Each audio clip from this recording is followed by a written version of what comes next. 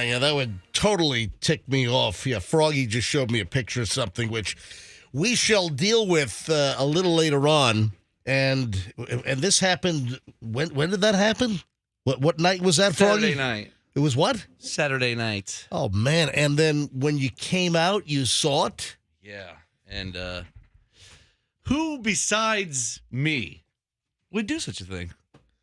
And just... Yeah, that's just rude. So hold on. We'll explain exactly what happened coming up in just a bit here on the MJ Morning Show. And you've gotten the photos to Andrew to be able to post those up on our website? Yes, I'll shoot them to him now. So what do you want from me? I need your help to fix it. Oh, you need my help to fix it. Oh, so you know what? Let's just deal with this now. Is something broken? No.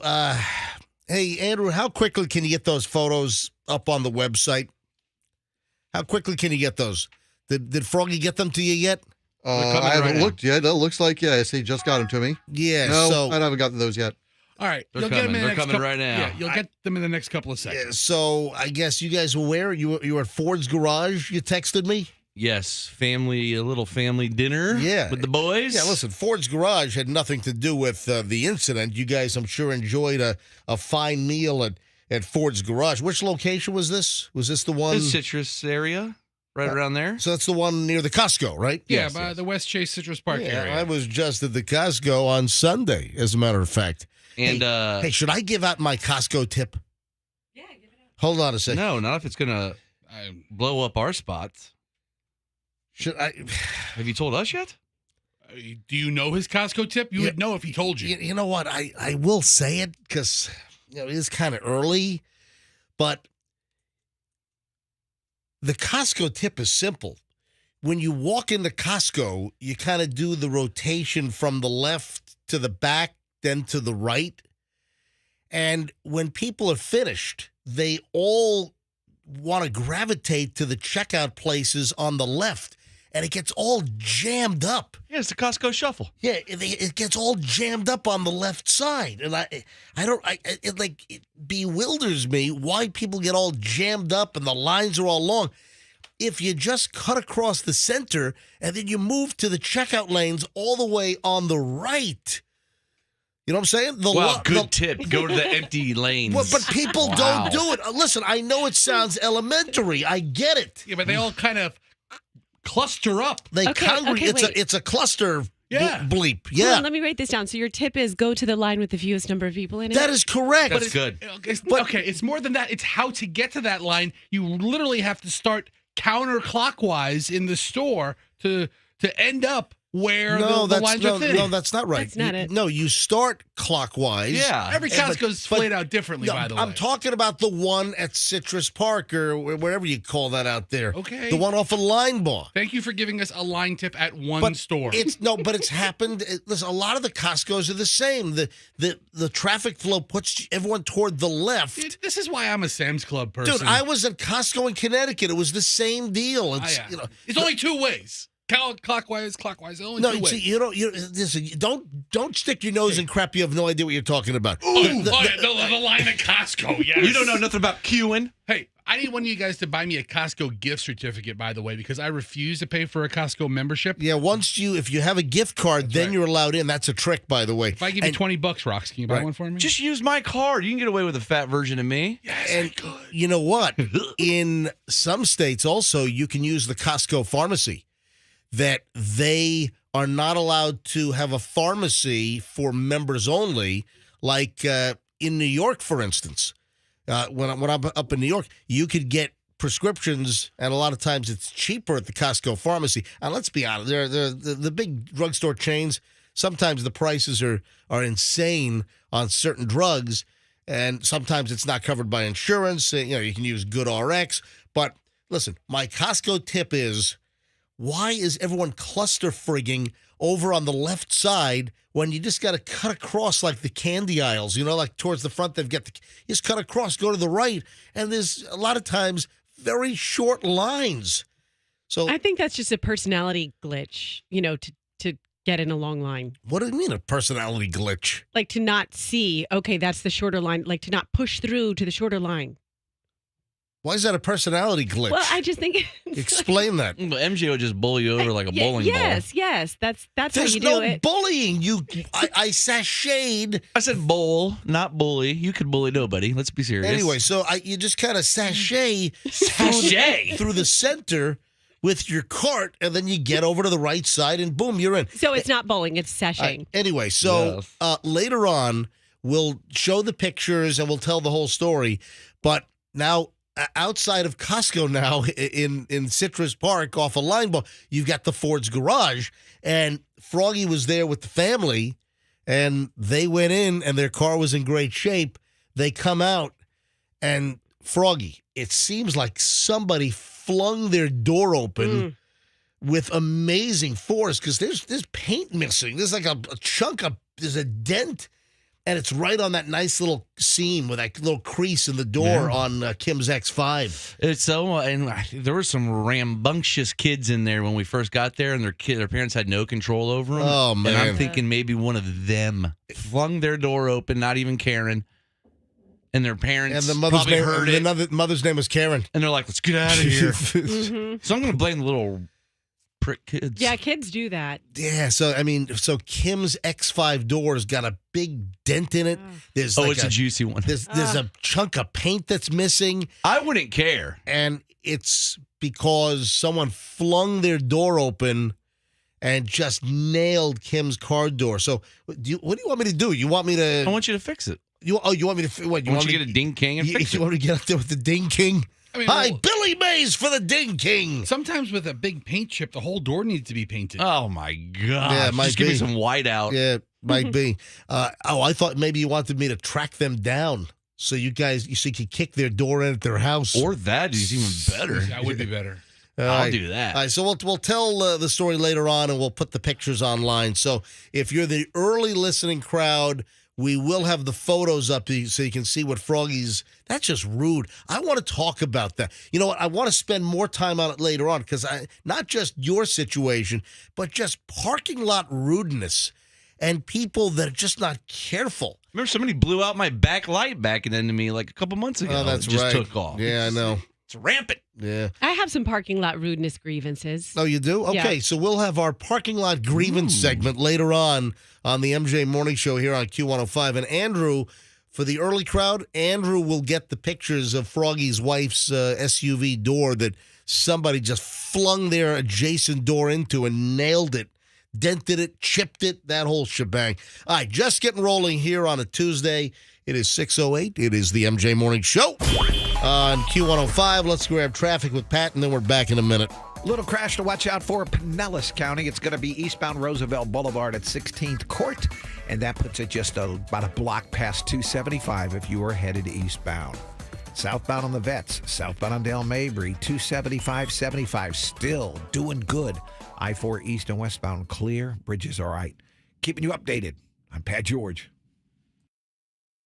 From the Rubenstein Law Traffic Center. For over 150 years, CIBC has helped people go from where they are to wherever they want to be. Commercial banking, capital markets, private wealth. CIBC. Ambitions made real. CIBC Bank USA, member FDIC.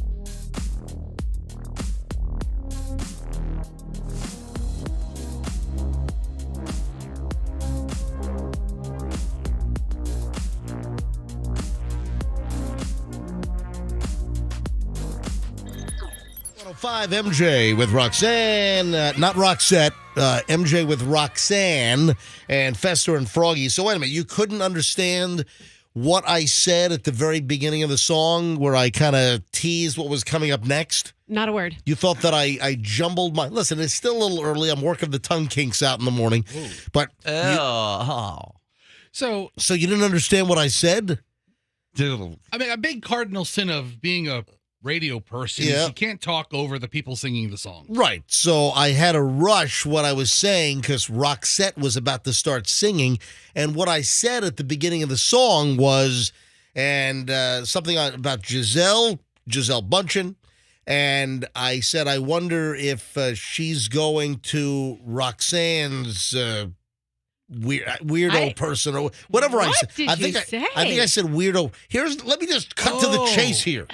I thought you said something about web posting. No, I said, I wonder if Giselle is going to Roxanne's weirdo person because I saw another story last night that Giselle was hanging out with their daughter, but she's also visited her healer again. What weirdo person of mine are you referring to?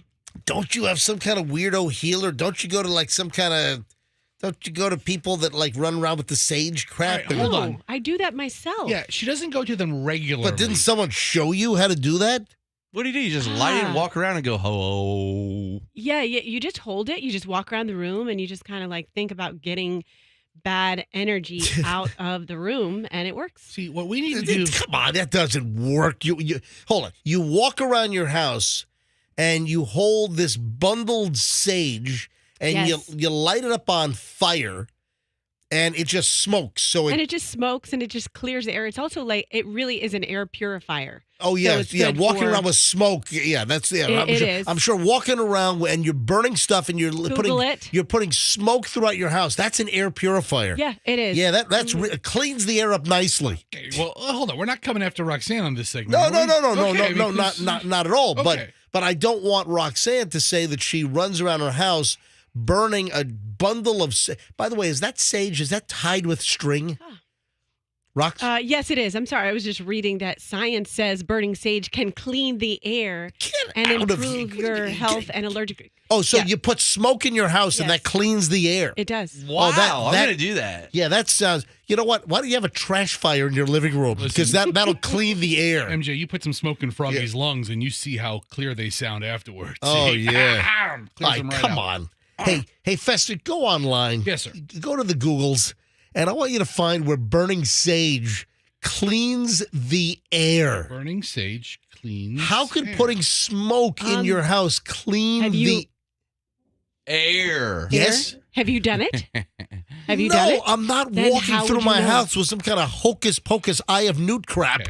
Okay. Burning sage. What's more effective, the air cleaner you can get at Sharper Image or sage clearing your air? They probably have sage cleaner air things at Sharper Image because that's how popular it is. First of all, and this has been known for years, the bulk of those air purifiers, not all, I'm sure there's some that do a better job than others, but I remember years ago, when I say years ago, 10 years ago, 15 years ago, I remember that there was some kind of a Consumer Reports deal out, and they were doing a whole story on these air purifiers, and a lot of times they were like those tall towers, And I just remember that they said that this is like one of the biggest rackets and scams. No. That these air purifying towers that people were putting in their house, I think some of them were even dangerous and were putting like more crap into the air. When I had a townhouse, Meatball, my dog, would poop in it so much that it smelled so bad. Wait a second. Your dog would poop in the air freshener? No, in the house. Just on the couch, everywhere. It was like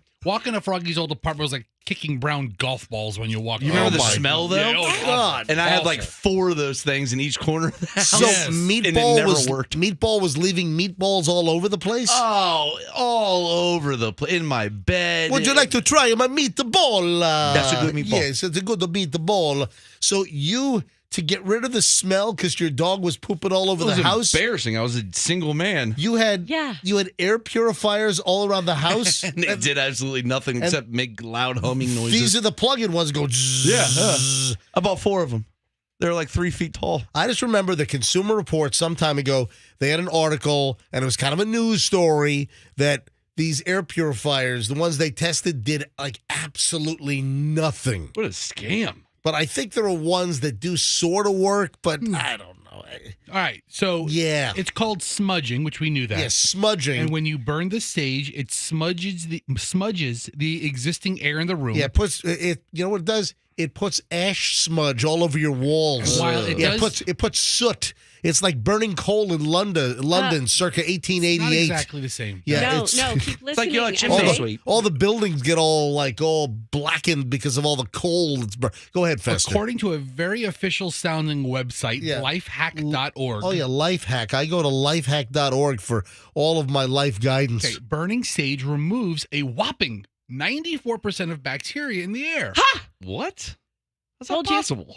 Hold on. You might get rid of bacteria, but you're putting smoke in your house. Okay, but do we want to clean the air? Well, yes. so are incense, so are candles. Yes. I mean, unlike chemical air purifiers that only mask a smell in the air, sage is 100% natural and will not cause allergic reactions for people with scent sensitivities.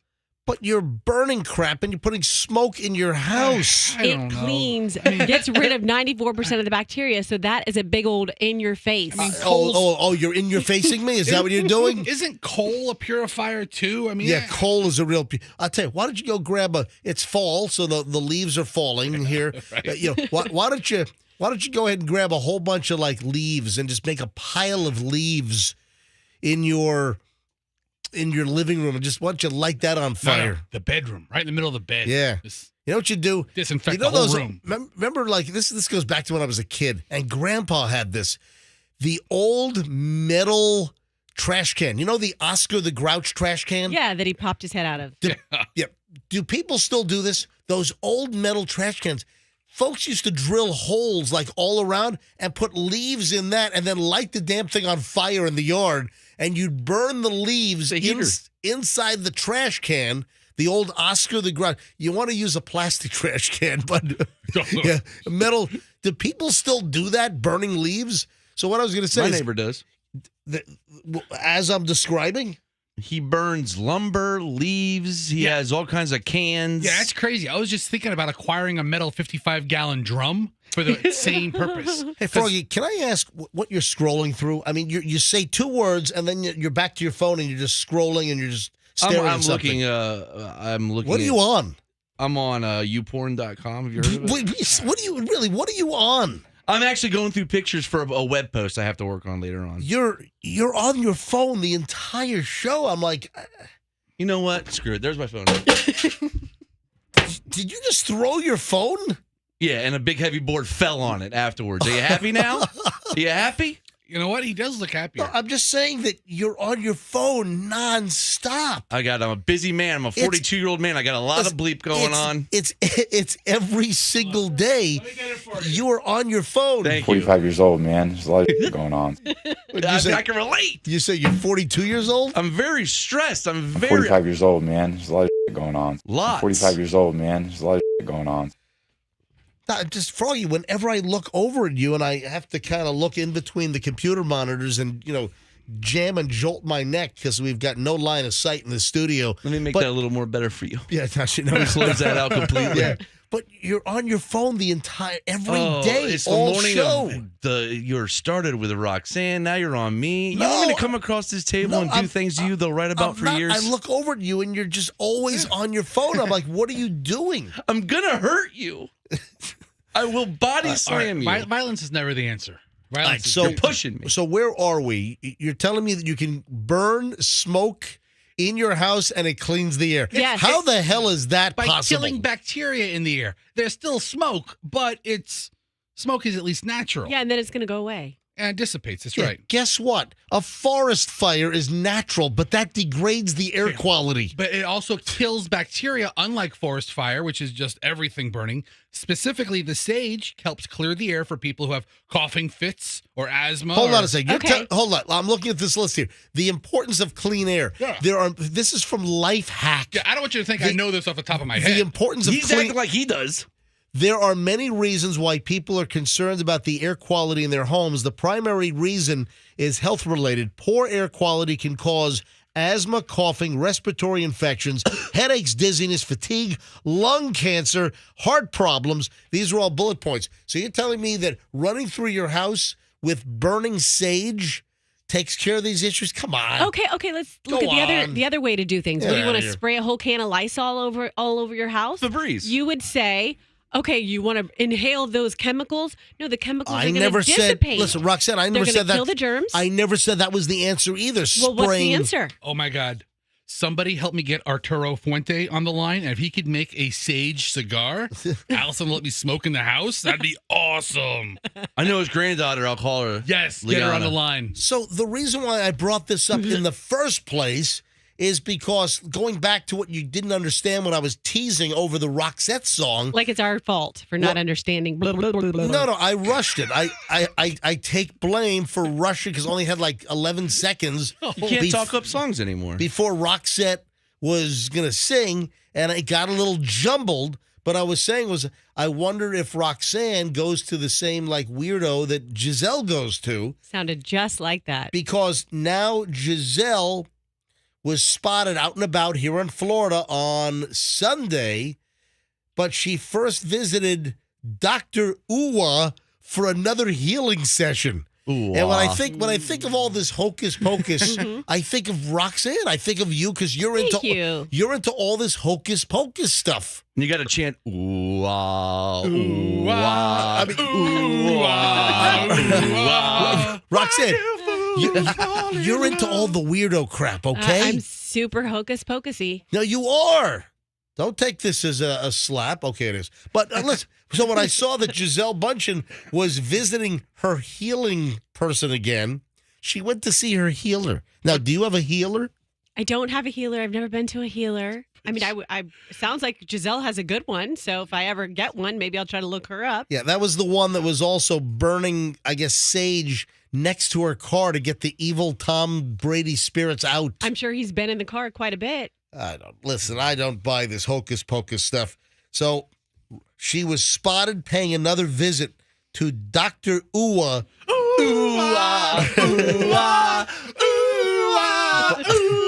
By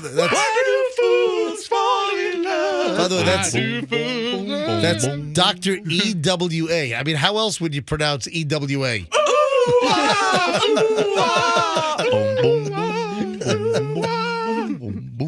So, That's the beginning line to Why Do Fools Fall in Love? They're getting a divorce? Yeah. Oh, my God. This is amazing. The irony is not lost on me. when I saw that Giselle was out with Dr. Uwa, I just thought of all the hocusy pocusy crap that Roxanne's into. That's it. Thank you for thinking That's of all me. I was saying. All right. Hey, how about a big pile of early morons in the news next? Brought to you by Dr. Uwa. All right, hang on. So, morons in the news next on the MJ Morning Show here on Q105. It is 6:30.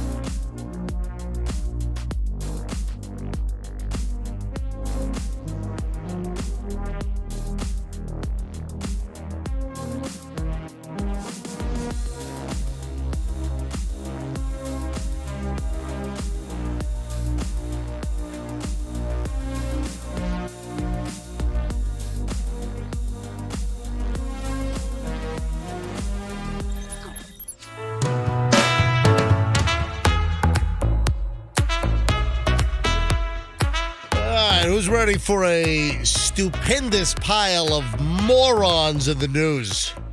Yeah, I personally find this very entertaining this morning, just with the diversity of crap that we have.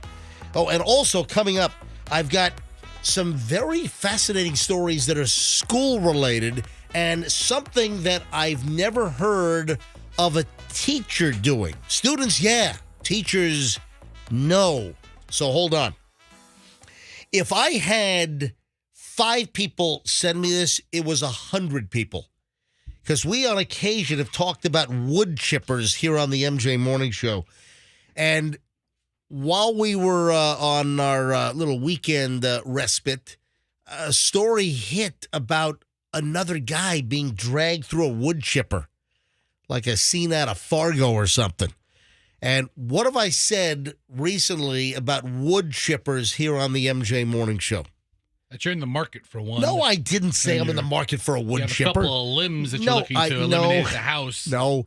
You knew the wood chipper lawyer. Yes, there you go. See, I do pay attention. Now, I don't know how this came up, but something precipitated this, and I pointed out that I knew a lawyer that was a defense lawyer for the wood chipper industry, meaning like when people get pulled through a wood chipper, which is not a very pleasant thought and certainly not a very pleasant scene, that when Chloe played T-ball at the Y, one of the parents, and Michelle, I think, knew the mother from something, and I had numerous conversations with the father. So this is like when Chloe was like 5, 6 years old, and she was playing T-ball at the YMCA, and I just remember having numerous conversations with this guy, and he was a lawyer, and he was like one of the foremost expert defense attorneys for wood chipper accidents.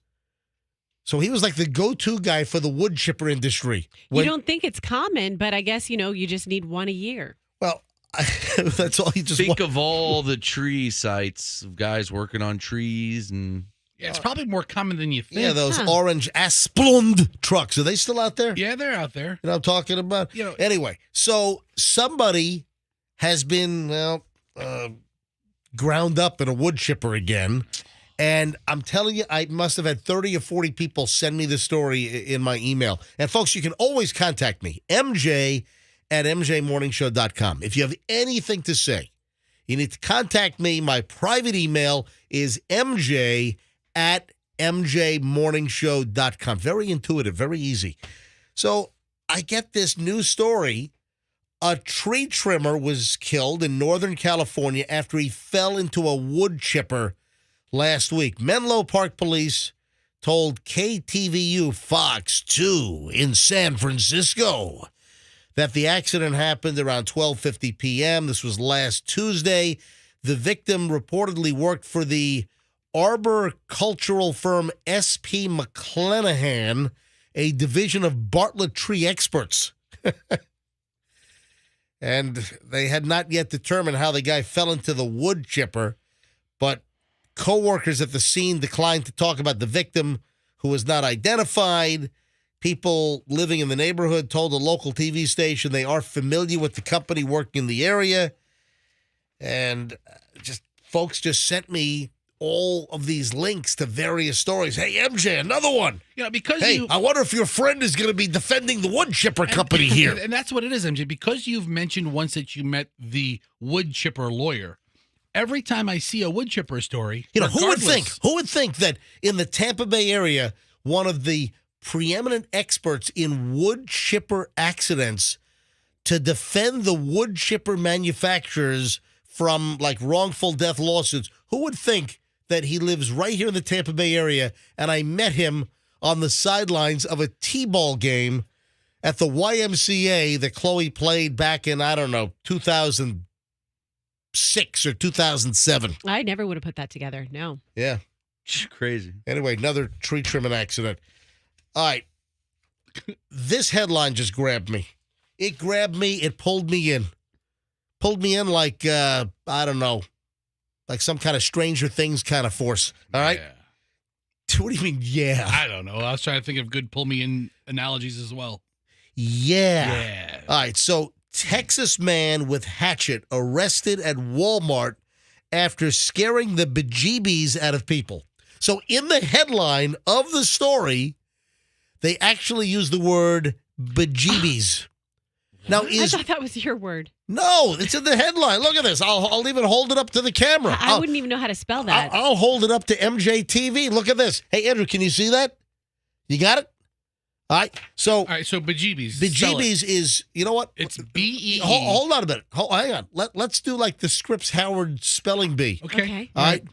Yes. Fester. Yes. Hey, you're an obese kid, by the way. Well, I have a glandular issue, sir. Yeah. What are you talking? You Tell you what, O-B-E-S-E. Your parents might want to, maybe, limit your food intake or something. Can you use that in a sentence? All right. No. Oh, bejeebies? Or obese. Or... No. I need you to spell the word bejeebies. All right? All right. Bejeebies. Yes. So let me give you a sentence. Yes. Texas man with hatchet arrested at Walmart after scaring the bejeebies out of people. Bejeebies. B-E-E-G-E-E-B-E-E-S. Not even close. How the hell did you even get to this round? Bejeebies. How the hell did... What do you go to, like, idiot elementary school? Wait a minute. How the hell? Too many E's? How the hell did you even get into this contest? B-E-G-E-E-B-I? Yes. I'm just going to mix it up. I'm going to go for a... All right, so Roxanne, I'm going to the next student here. How do you spell bejeebies? I don't know. I could see it being a B-A or a B-E, but I'm going to go B-E-J. Yep. E-E-B-E-E-Z. No, you had it and then you fell apart. That's bejeez bez. So bejeebies, that's a more, I guess, palatable way to say bejesus? Because I've always heard, you scare the bejesus out of somebody. I never really. All right, that's a more palatable way to say than the crap out of. It's not palatable. It's palatable. None of this is palatable right now. When you say you got the bejeebies scared out of you, that's a polite way of saying you got bleep. Yeah. Texas guy in a bit of trouble. Why? He scared the bejeebies out of Walmart customers during this aggressive rant inside a Walmart. In Texarkana, Texas, police accused Jerry Toney of rushing up to people in the Walmart parking lot with a hatchet attached to the front of his pants. And he was screaming things that made absolutely no sense, according to eyewitnesses. Obviously, his very bizarre behavior was scaring the bejeebies out of the people he was running up to. That was in the official police department statement in a Facebook post. What? They used bejeebies in the official statement? Hire a 10-year-old to write? The Texarkana police, whoever runs their Facebook page, they use the word bejeebies. And he was so scared he pooped his pants. By the way, the spelling of bejeebies in this particular case is B-E-J-E-B-E-S. Jeebies. Now, you went astray toward the end of the word, but Roxanne, you had it for a while, and then you disappointed me greatly. Authorities So noted sorry. that he never took the hatchet out of his pants. So he had the hatchet attached to the front of his pants, and he was just running up to people, just ranting nonsensically. It's not nonsensely, yeah, right? Everybody, let's pick them apart for Okay, it. so MJ, is So- it nonsensically or nonsensely? I mean, you're let's stop making the me, whole show. making me sound yourself sound like a complete ass. I mean, you sound so nonsensical. So then police located the 25-year-old suspect as he was jumping back into a black Dodge pickup truck that was actually reported stolen. So wow, 100 miles away. this guy's mixed up in all kinds of stuff. The guy removed the hatchet and even a baton that he had attached to his pants. Maybe that wasn't a baton. Before he was taken into custody, he claimed that he needed both of these items for protection. This is nuts. But in the official police report from the Texarkana Police Department, on their official Facebook page, yes, they use the word bejeebies, that this guy was scaring the bejeebies out of people. It's kind of an antiquated word, too. I picture it like from the 50s. Well, You know, but like- the real word is bejesus. Okay. yeah, I mean, yeah. Bejesus. Bejesus, right? Bejesus. That's what I've always heard.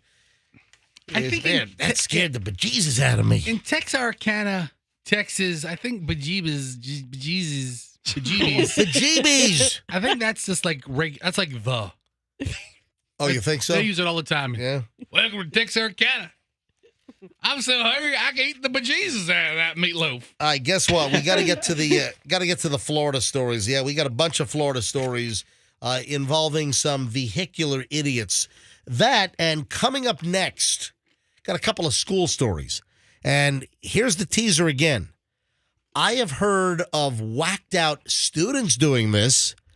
I've never heard of a teacher doing this. So if you're getting ready for school, if you're a teacher and you're headed to school, got a hot tip. Hot tip, baby, hot tip. Don't do this. It's probably not going to end well. So what the hell did a teacher do that I've never heard of a teacher doing? Only whacked out, crazed, mentally ill kids or, problem kids or behavioral problem kids. Hang on. I'm going to tell you next in moments here on the MJ Morning Show on Q105. Don't move.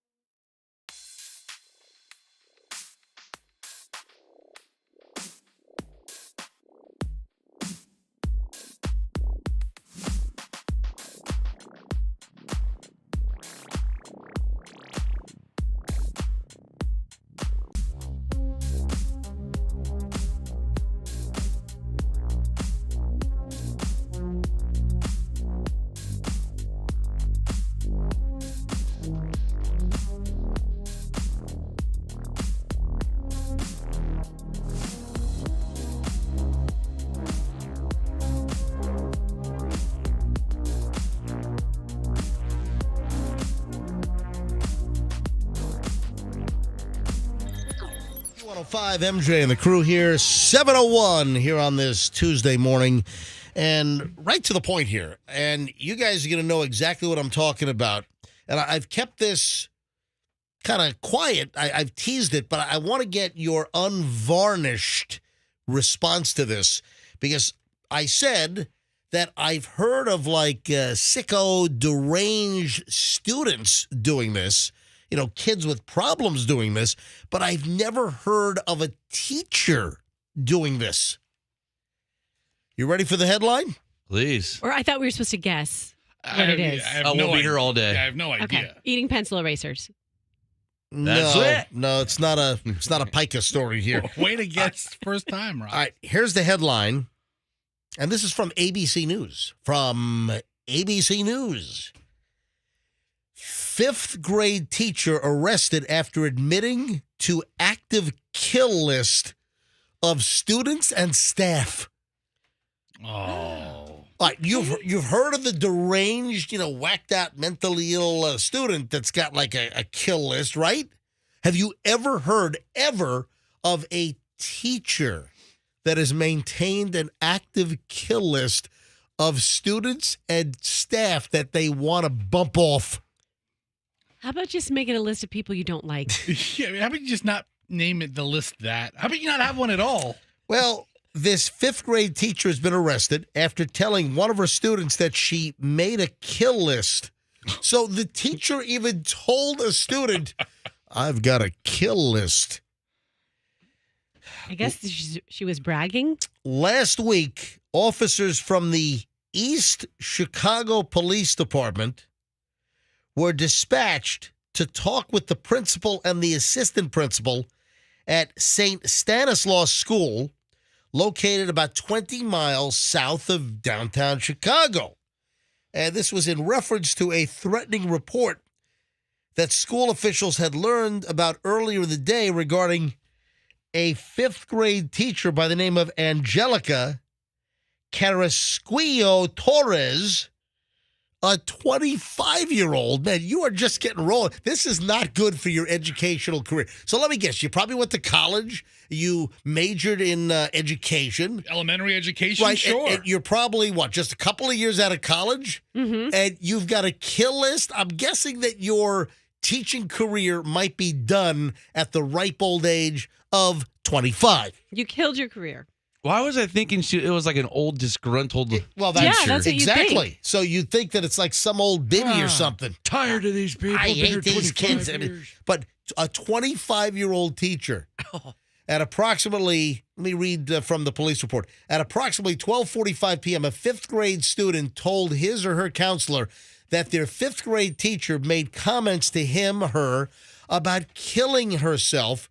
Students and the staff at the St. Stanislaus School, where this occurred, the police department said in a statement which was released on social media, the police departments these days, they're putting like all these statements up on Facebook, That's where the what did I say? The bejeebies? Bejeebies. That's where the bejeebies came from the Texarkana Police Department in their statement.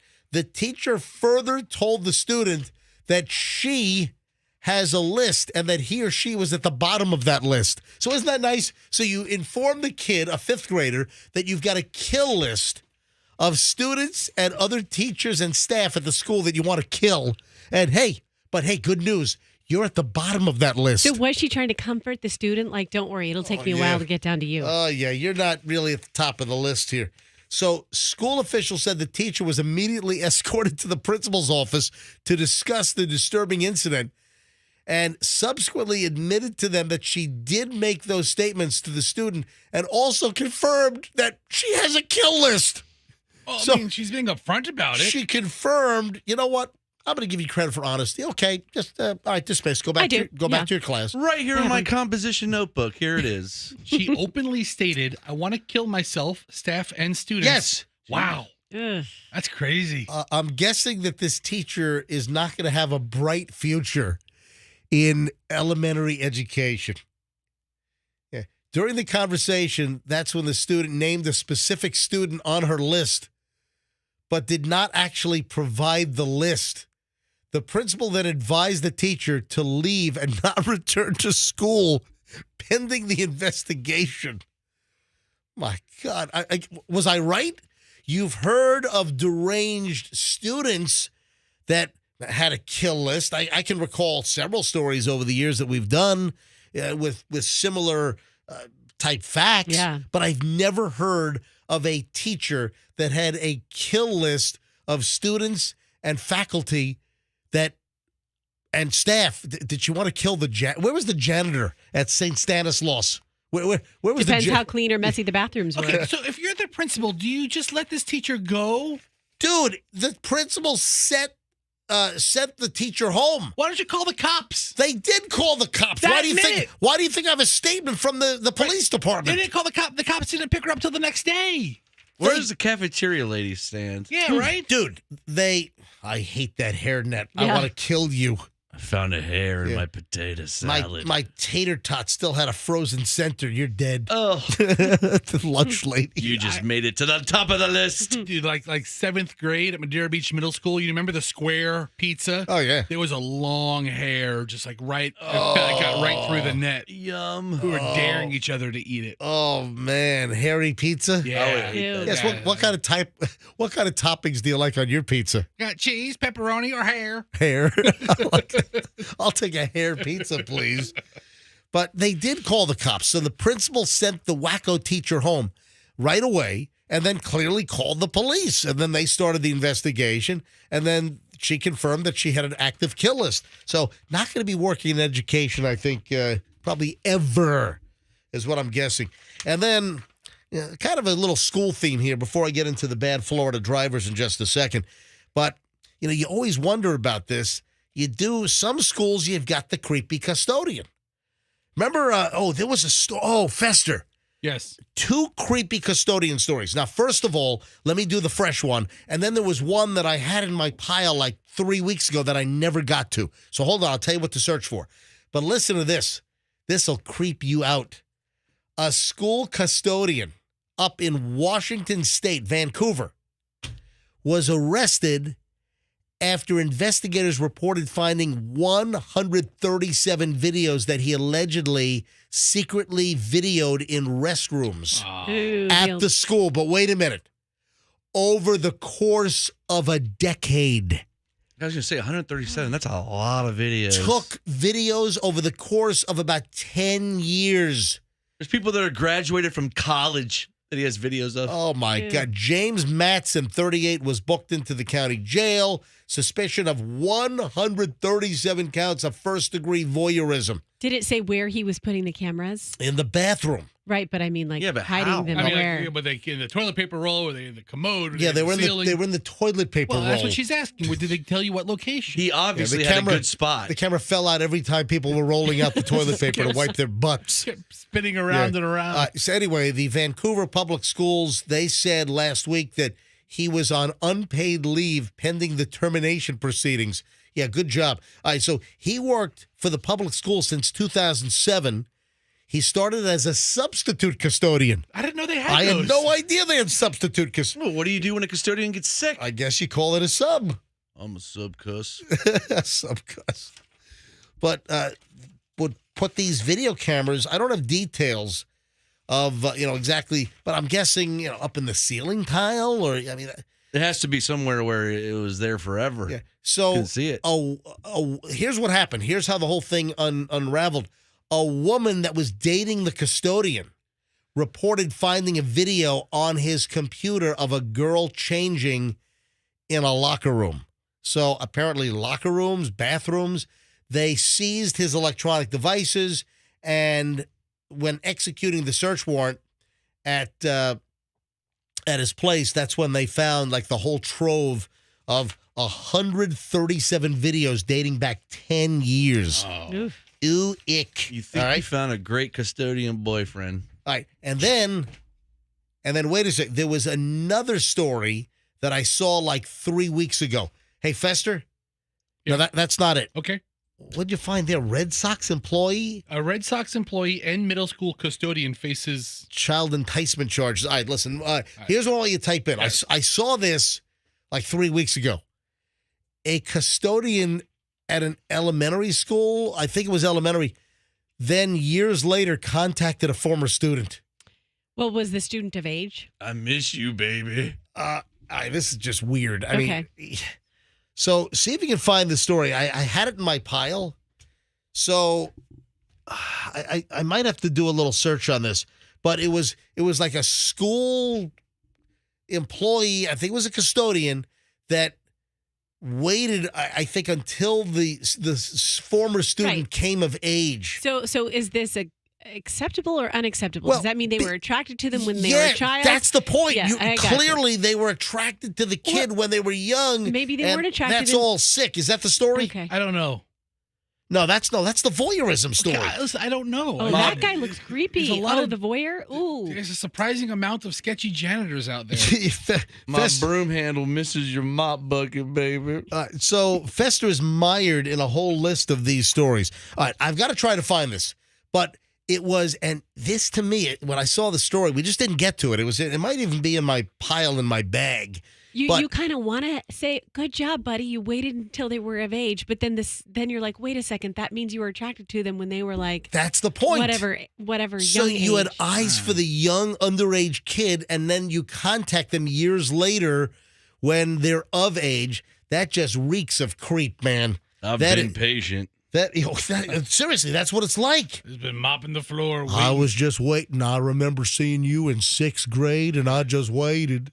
I X'd out every day with a heart. I want you to know I had your birthday circled every year. Oh, God. All right, listen, I got it. So when I saw the creepy voyeuristic custodian, I'm like, oh, my, I got this other custodian story. It's like 2 back-to-back weirdo, sicko custodians. I just, it just makes your skin crawl when you think of this. All right, 7:13 at the MJ Morning Show. During the break, I'm going to try to find the story. And then when we get back, we have a lot, including Roxanne. That is a bizarre gift. I have no idea what the hell it is. You're not going to believe what Dig Dug gave Roxanne. And do you even know what it is? I know what it is. You guys have to guess. All right, hold on. And Doug. We're going to find out what the hell this is. We got to get a picture of this also, get it up on the website. So let's do that during the break. All right, we start the long chunk of the MJ Morning Show next. Oh, and I've got like 3 Florida driving stories that we got to talk about. And a couple of them are local, right here in the Tampa Bay area. So hang on. All next, MJ Morning Show on the... Yes, Fester, what are you looking at me for? No, you said MJ Morning Show on the... On the Q105. Okay, on the what? On the radio? Yes. It's the MJ Morning Show on the Q105. On the radio. All right. Hey,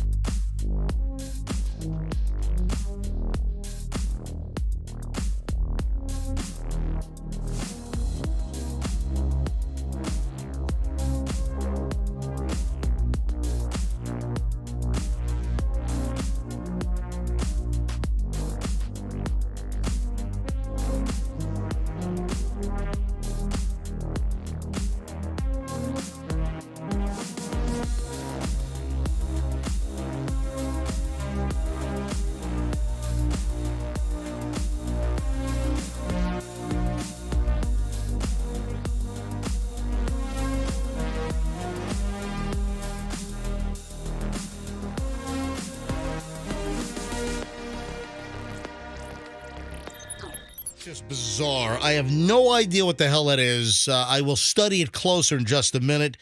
Yeah, Roxanne's perpetual fiance of like close to 10 years. Are you guys getting married this year? Or I thought you said you were going to get married in November. That's a couple of weeks away. Yeah, no, we're not getting married in November. So earlier this year, you said you guys were going to get married this November, and still no wedding date is set. We're going to get to it eventually. You know, they were planning a destination wedding, which was awesome because I could conveniently say, I can't make it. Somebody you weren't told me, invited. I don't want to say who this is. Oh. I don't want to say who this is, but somebody told me that you guys will never get married. I don't know who you would know that would know me that well to be comfortable telling you Somebody that. told me that you guys will never, ever get married. Let me guess, Fester. No. It was not Froggy. It was not Fester. It was somebody that knows you.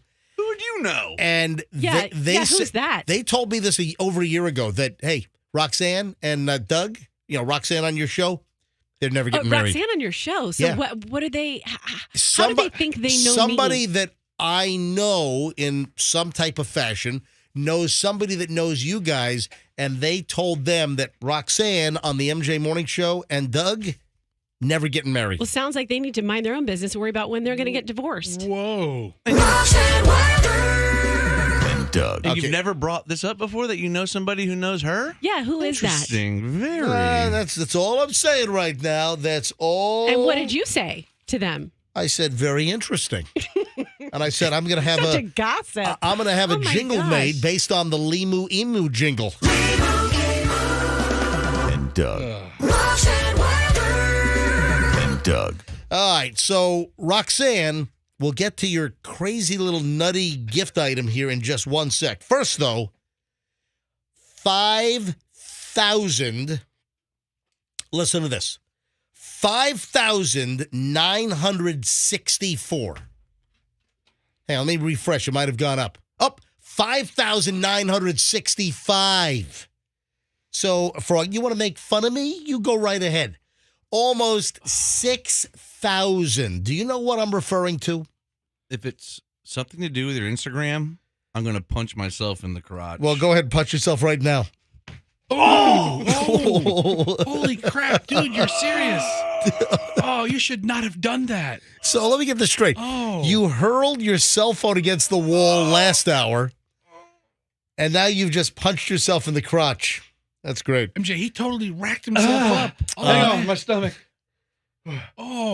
Froggy, it's just a radio show. Don't punch yourself in the I gym. didn't really need to do it, I guess. No, you didn't. All right, you want to make fun of me? Here, let me play the audio. Let me bring this up. All right, listen. Listen, tell Michael not to let the sauce stick. Keep stirring it. I'm stirring it. my video of my Pomodoro sauce that I made on Monday night. Sunday night. I made this on Sunday night. A 7-second video of me stirring my incredible Pomodoro, my red sauce, my spaghetti sauce, my pasta sauce.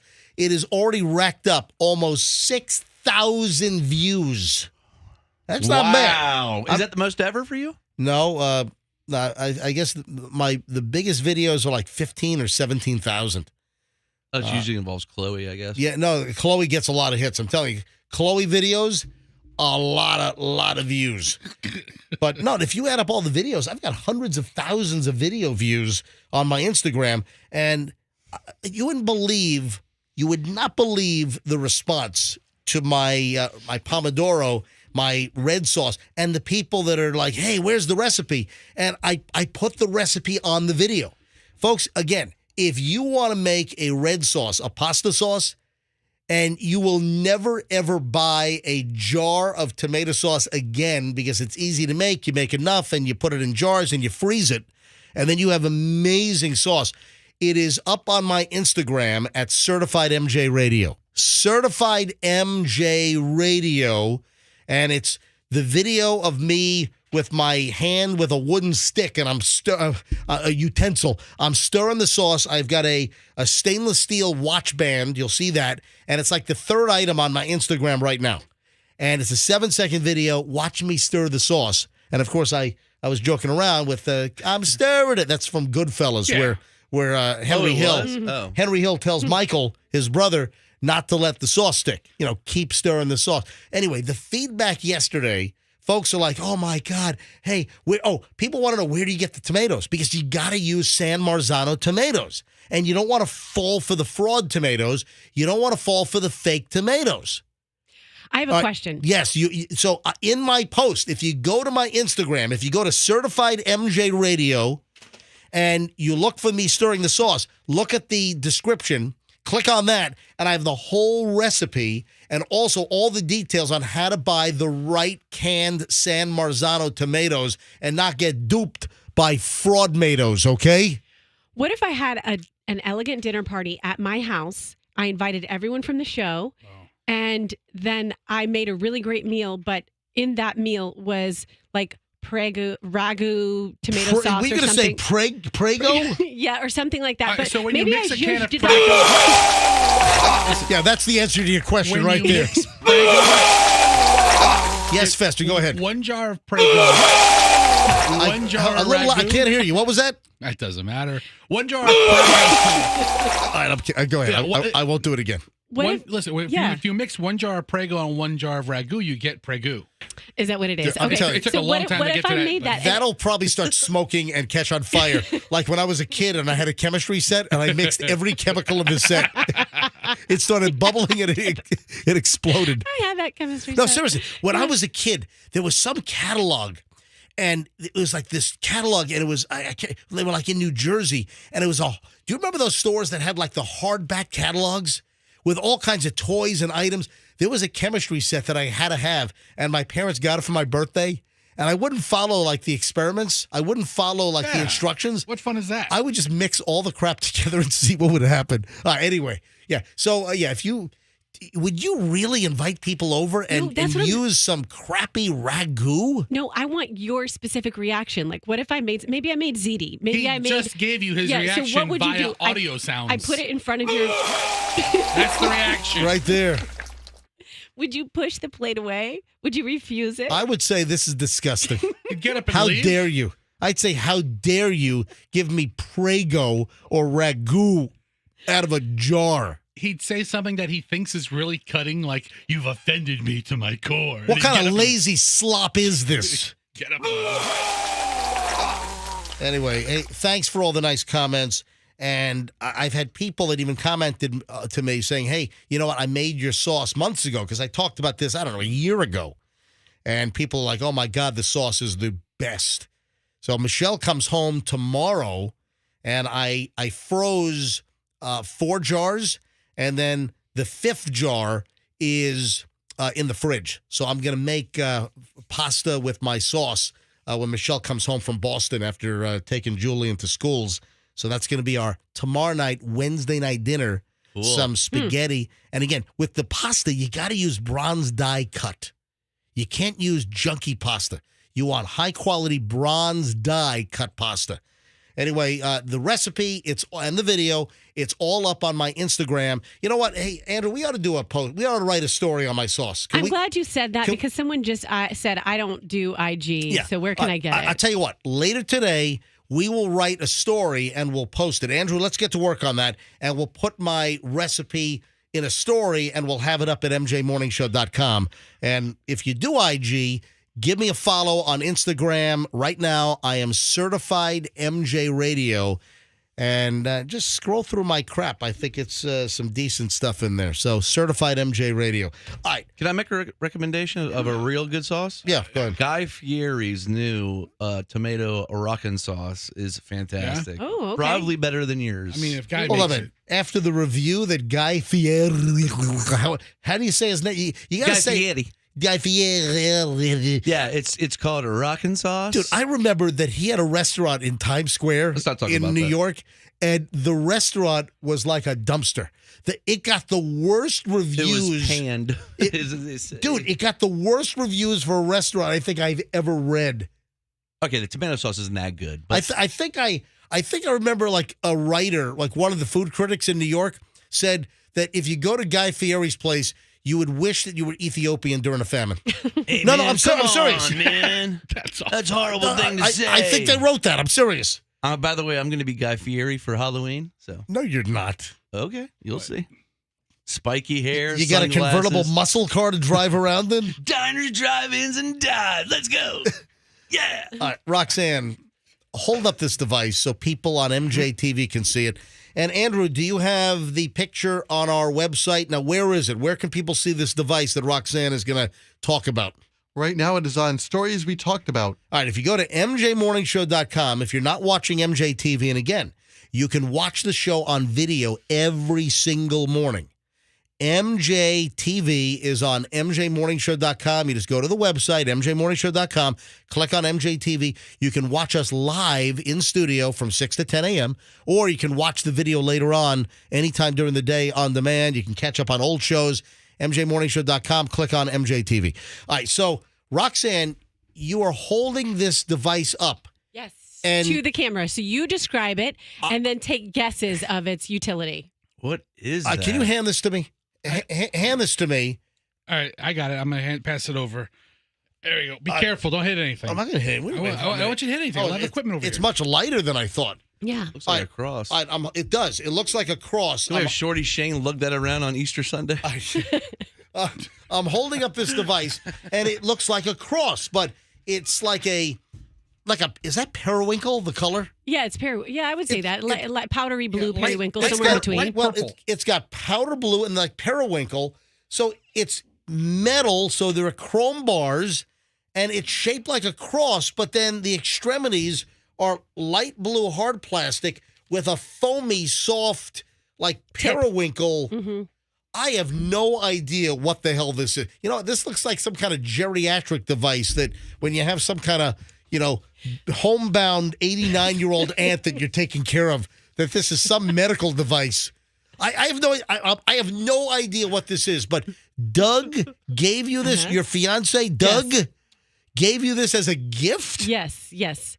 It was my gift. He was gone for 6 days last week, so I figured I deserved he was a at gift. Derek Jeter's beck and call. We know. No. He was, Yes. Yes. He was at Derek Jeter's beck and call. Does that thing extend? What does it do? I don't know what this. There's a hatch above there. But what is the black tape? Well, we had to put the black tape on it because it wasn't staying. It's not. So it's not the best defective. device. He gave you a defective device as well. I said just tape it because I kept breaking it. It's already broken? All right, I have no idea what. Let me see. What's the latch? I'm not going to. I don't know. I have no idea what the story is. You can't open it. The tape is over where you open it. All right, Roxanne, what the hell is the? And folks, the picture is also up at mjmorningshow.com. Click on stories that we mentioned. It's not a weapon. And Froggy's getting all Karate Kid over here in the corner. Oh, don't drop it. All right. Sorry. So, by the way, Roxanne just modeled this device. So if you want to see Roxanne from just a short time ago in studio. She's holding up this device, and I have never seen someone so particular about taking a quick picture. It's first of all, stop it. Hey, I helped you. Don't even go there. Do not even go there, because who helped you take 15 quick pictures the other day? Me. I remember that. I had to coach you through that. What are you talking about? Yeah, I posted a picture of me in studio on my Instagram. And you said, I don't like any of these. I go, let me tell you how it's done. And then I had to give you a little tip. We don't have to share it. What do you mean, tell you how it's done? Because I know how to get people to make the right facial expressions. Did you tell him to stick his neck out, put his chin up, because it eliminates your double chin? That's what Scott Shannon told me that years ago. Yeah, somebody told me that once too. Yeah, Scott Shannon, whenever you take a picture, you got to stick your neck out almost like you're craning your neck out. That's where I heard it. We were taking MJ Morning Show crew photos, and MJ looks at the proof. She's like, Fester, you look really fat in this photo. Just stick your neck out, and your face won't look so chubby. Yeah. All right, so Roxanne just took a photo holding this device, and you can go to mjmorningshow.com and see Roxanne from a little while ago holding this crazy device. What the hell is it? I have no idea. It is called, let me read the name of this. It's I had to assemble it when I got it. Well, okay, it's called a Limodu. It's a Limodu? It's a Limodu. What the hell is a Limodu? I mean, you can call it a blah, blah, blah. It all means the same to me. What does it do? It's, shoot, I forgot how to do it now. Okay, yeah, this is it. So this is to hold on, improve your posture. You're racking your back on this thing? You have to walk around like this, and you have to keep it on for X amount of time. Get out of here. And listen. No. All right, so Roxanne is now... Listen, this is the funny thing. Doug's like, look at yourself. You look stunning. Your posture is so good. All right, like, hold on. MJ, look at this. Posture. Look at this. It's gosh. It's like she's an ox, and it's a yoke. That's not a healthy position turn to around, be Rox. Let me see it. Stay right there. Look at this. This is MJ's not taking a picture of it right now. This is not a good. It's pressed up against your cranium. Yeah. Turn right there. Profile. All right, profile. There we go. All right, Roxanne, this is the most awkward gift ever. Your fiance. Are you sure it's not a weapon? Doug got you a posture product. There's better ones at Walgreens. He's really good at like practical. This is awful. Why would he complain about my posture? How's this a gift? I know. And I'm like, do you have a posture problem? This is the worst gift ever. How much was that? I am way off on what I thought this was.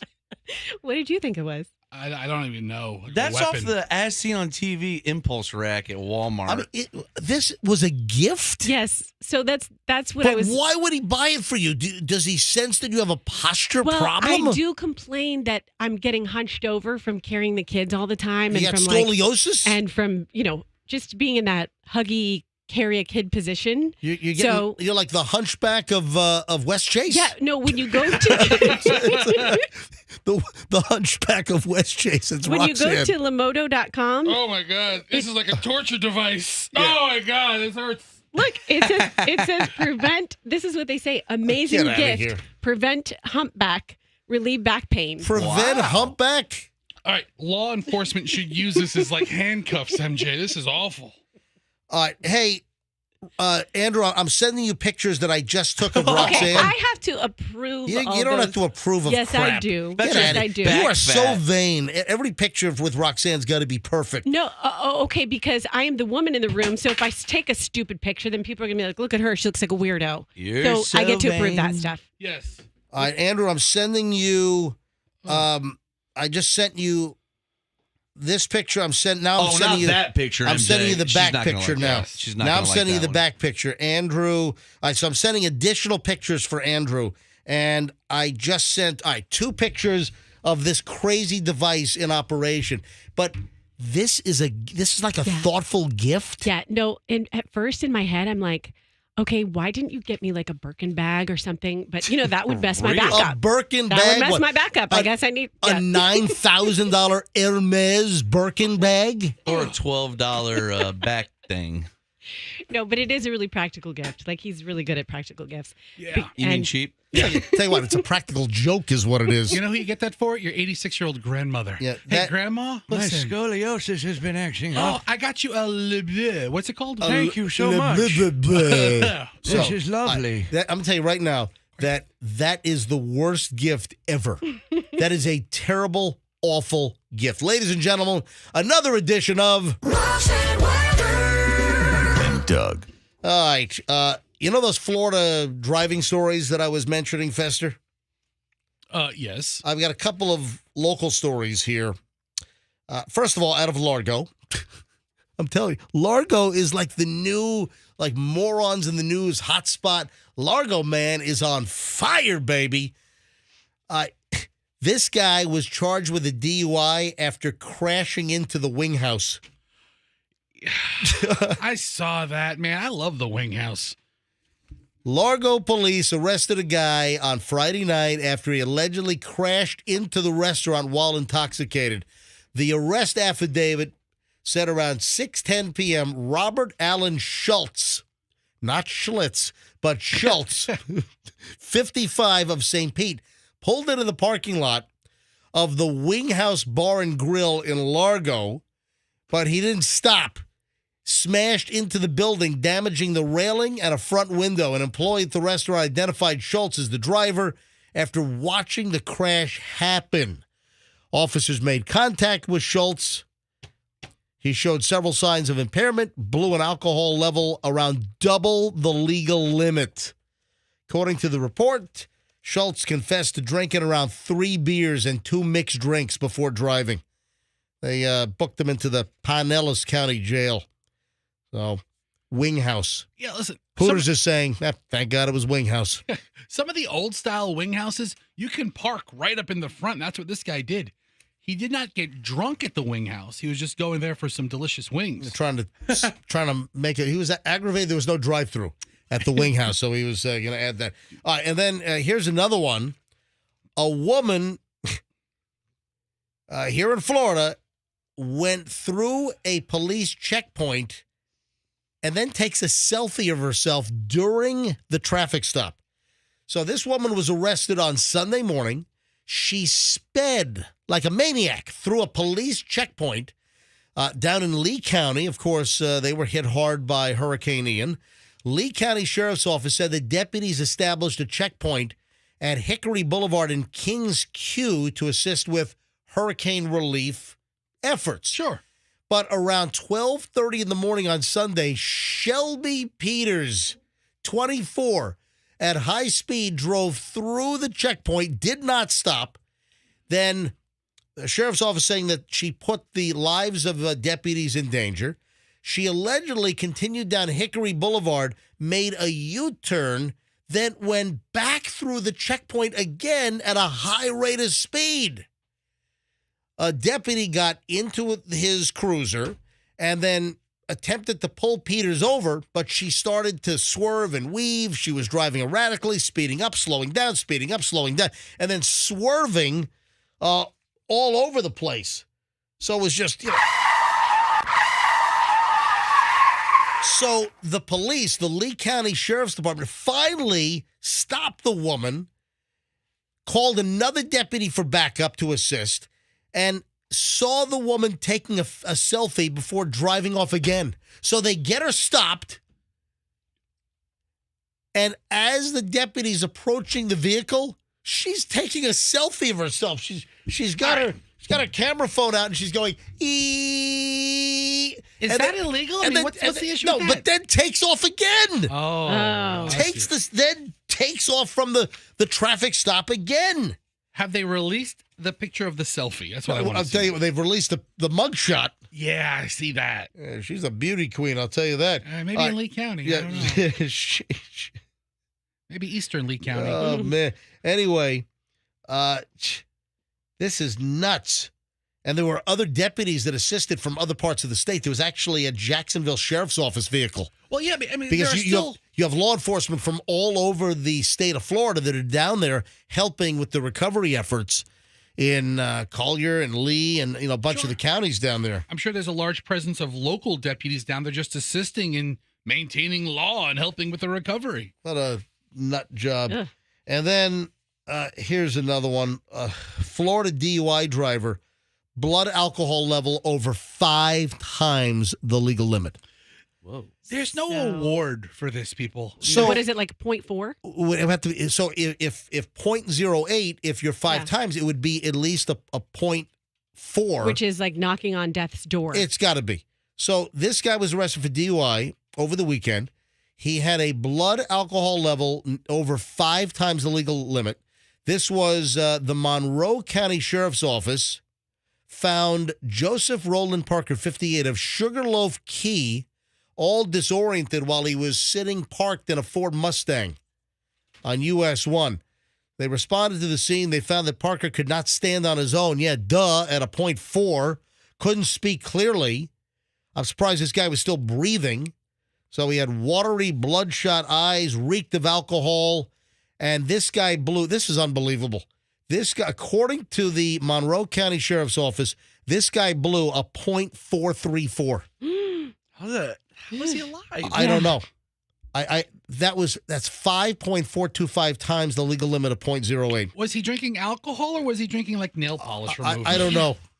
Apparently, he was getting tips from Kitty Dukakis. I don't know. But I always think when people have that high a blood alcohol level that they've got to be doing like other drugs with it, because how do you even stay awake to keep consuming that much? I don't know, but that is an unbelievable. But listen, that's not the highest we've had.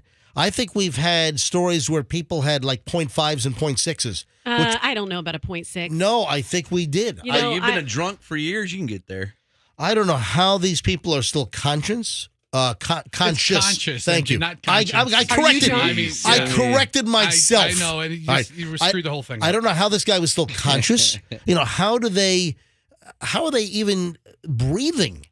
How does your body not shut down with that kind of alcohol? All right. Anyway, yes, whoa. Yes, whoa, oh, yes. This doesn't even make sense. What's that? Lay it on us. The highest blood alcohol ever recorded after a car crash that resulted in serious injuries. A Polish man's BAC was taken, and it was 1.48? That doesn't make sense. Well, sounds like a Polish joke if you ask me. Is there a screen door involved? All right, hang on. What condition was the light bulb in? All right. Meanwhile, if it's lethal if it's between 0.3 and 0.45. Lethal. Thank you, Roxanne. Well, I know we've had 5s, we've had 6s. I thought we had a 7 on the. I mean, we've had some crazy stories with high blood alcohol. All right, this is pissing people off. There is something that a mother is doing to her 3-year-old kid. Now, Roxanne, don't take this the wrong way. Okay, is this pick on Roxanne Day? Because no, not at all. That's really what it feels like. But I could see you doing this to one of your kids. Well, say it, and I'll tell you if I would. Yeah. A mother claims that she waxes her 3-year-old kid's unibrow. Oh. I have absolutely talked about doing that to my daughter, but I would never do it to my daughter. Does your daughter have a unibrow? She's got bushy eyebrows, but it looks great. Yeah, yes. What? Don't bring up unibrow and Roxanne's kid. Why not? Buster, will you shut your mouth, please? I'm just. Don't talk about my children. I'm not. I'm just helping my friend MJ. Wait a second. Well, MJ. I just did. You didn't yell at me. Don't bring up. Why are you yelling at Fester? Don't bring up. Fester's annoying her you're today. the one who's saying, you're just saying it as a story. He's like actually targeting my child. I'm not. I'm just saying. Because when I saw the story about the mother that's getting a load of crap for waxing her 3-year-old kid's unibrow, I said, I just thought that, hey, Roxanne, I could sort of see you doing this. But now you're angry at Fester? I'm just saying tread lightly, my friend. Roxanne, I guess Fester stalks my pages and sees that my daughter has bushy eyebrows. Big deal. Yes, she does. So wait a minute. Why? She has beautiful eyes. Yeah, she has beautiful eyebrows. Thank you. Is this the 2.5-year-old or is this the 5-year-old? The 5-year-old. So they're like Brooke Shields caterpillars? Yeah, they really are. And Brooke Shields was a supermodel. Yeah, they're beautiful. But yes, she has. I mean, she comes from a line of bushy eyebrow. People. Yeah, bushy eyebrowed. It's a genetically. Yeah. And suddenly I'm the one targeting kids. Okay, great. Yeah, really, Roxanne. So why are you angry at Fester? Because Fester is trying to insinuate something negative about my daughter's eyebrows. I'm telling MJ to tread lightly when he's talking about unibrows and toddlers.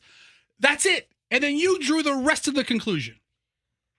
Okay, I would not, for clarity, I would not do that to my child. But in my head, I think I need to. Oh. What the hell is going on right now? Because Roxanne, you're essentially just saying exactly what he just said, right? Essentially, yeah. You're essentially saying exactly what I just said. No, that's essentially. All right. This is whole damn now, thing. Roxanne, are you about to have like a fight with Fester? You can tell Fester's been annoying her a little bit today.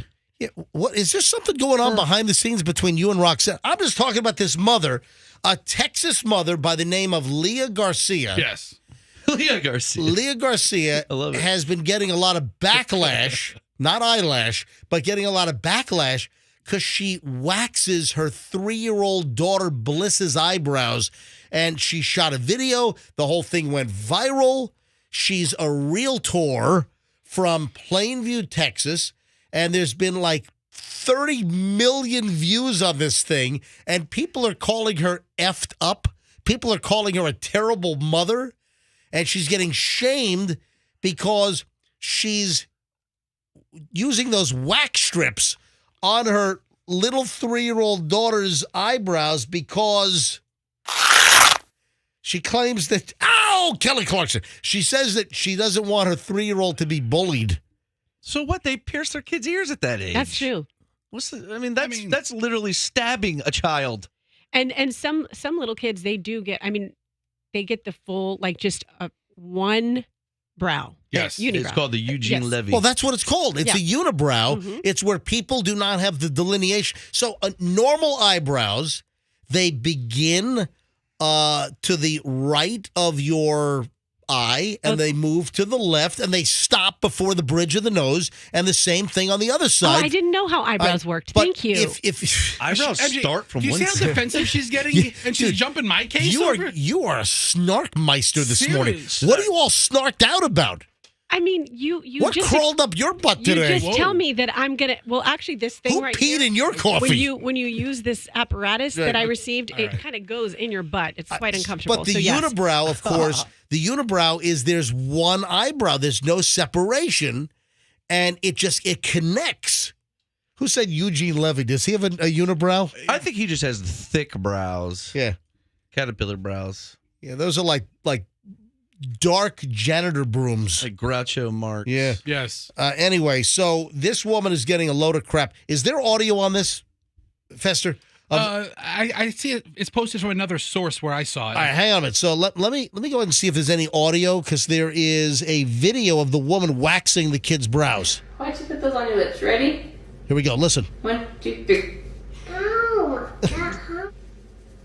Why don't you put those on your lips? Ready? 1, 2, 3. Ow! That hurt me. How, Mom? That hurt me still. All right, so then... quit crying. All right, so the mother is getting crap. This has been viewed like over 30 million times, and people are calling her the worst mom ever for waxing her little 3-year-old daughter's unibrow or monobrow. Well, listen, the first time I gave my kid an anchor tattoo, Luke, when he was 7. Oh, that's... hold on, say it again? Froggy did not give his kid a tattoo yet. Yeah, no. I was proceeding to make a joke. Oh, you know what I just remembered? What's that? There's that model. There's that supermodel. Oh, remember her? I don't know if she's a supermodel, but she's a professional model. We talked about her like a year and a half ago. There's this like mid-20s model, and we talked about her, and she has this massive, bushy unibrow. All right, Fester, you gotta bring this up. Her name is Sophia Hadjipantele. Hold on, what is it? Sophia Hadjipantele. Sophia Hadjipantele? Mm-hmm. Model. And I remember she has this massive unibrow. She's like a smoking hot model, and she's got this. It's like a mutant caterpillar. So is she still stretching smoking hot? Look at this. Look at this. Oh, no, you know what? I'm looking at her pictures. Maybe she wasn't smoking. She's got a great body. That's what it was. Her gimmick? Yeah. Her eyebrows are her gimmick. I'm just like, she's smoking hot with a unibrow. I'm like, well, And- by definition. That's right. Oh, my God. Look at these things. They're like those poisonous caterpillars that spit out like milky white fluid. Well, she's kind of hot. Oh, man. These are crazy. All right, I want to lick them. Yeah, unibrow's like, hey, Froggy, you, me, right now, back to the van. It looks like she's got like very thick pipe cleaners that are black, like draped across her face. They're thick. Oh my God! Oh wow! Yes, that's her. That's her. That's the unibrow model. All right, how about we trim those up, sweetheart? No, Yeah. I refuse. Nothing gets between me and my eyebrows. Those are abnormally thick. You need hedge clippers for that, or like a weed whacker. She looks like a I don't know.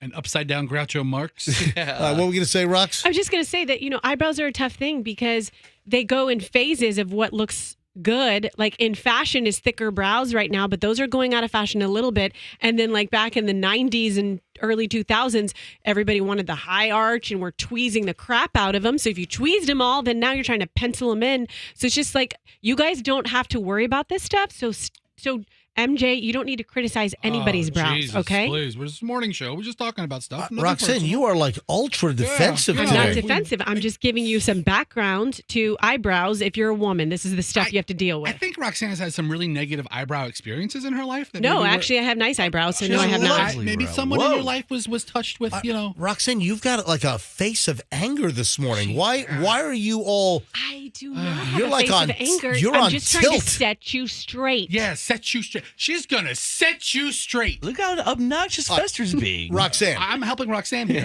Right. I'm on Roxanne's side. Set him straight, Rox. Roxanne, Mom of the Year.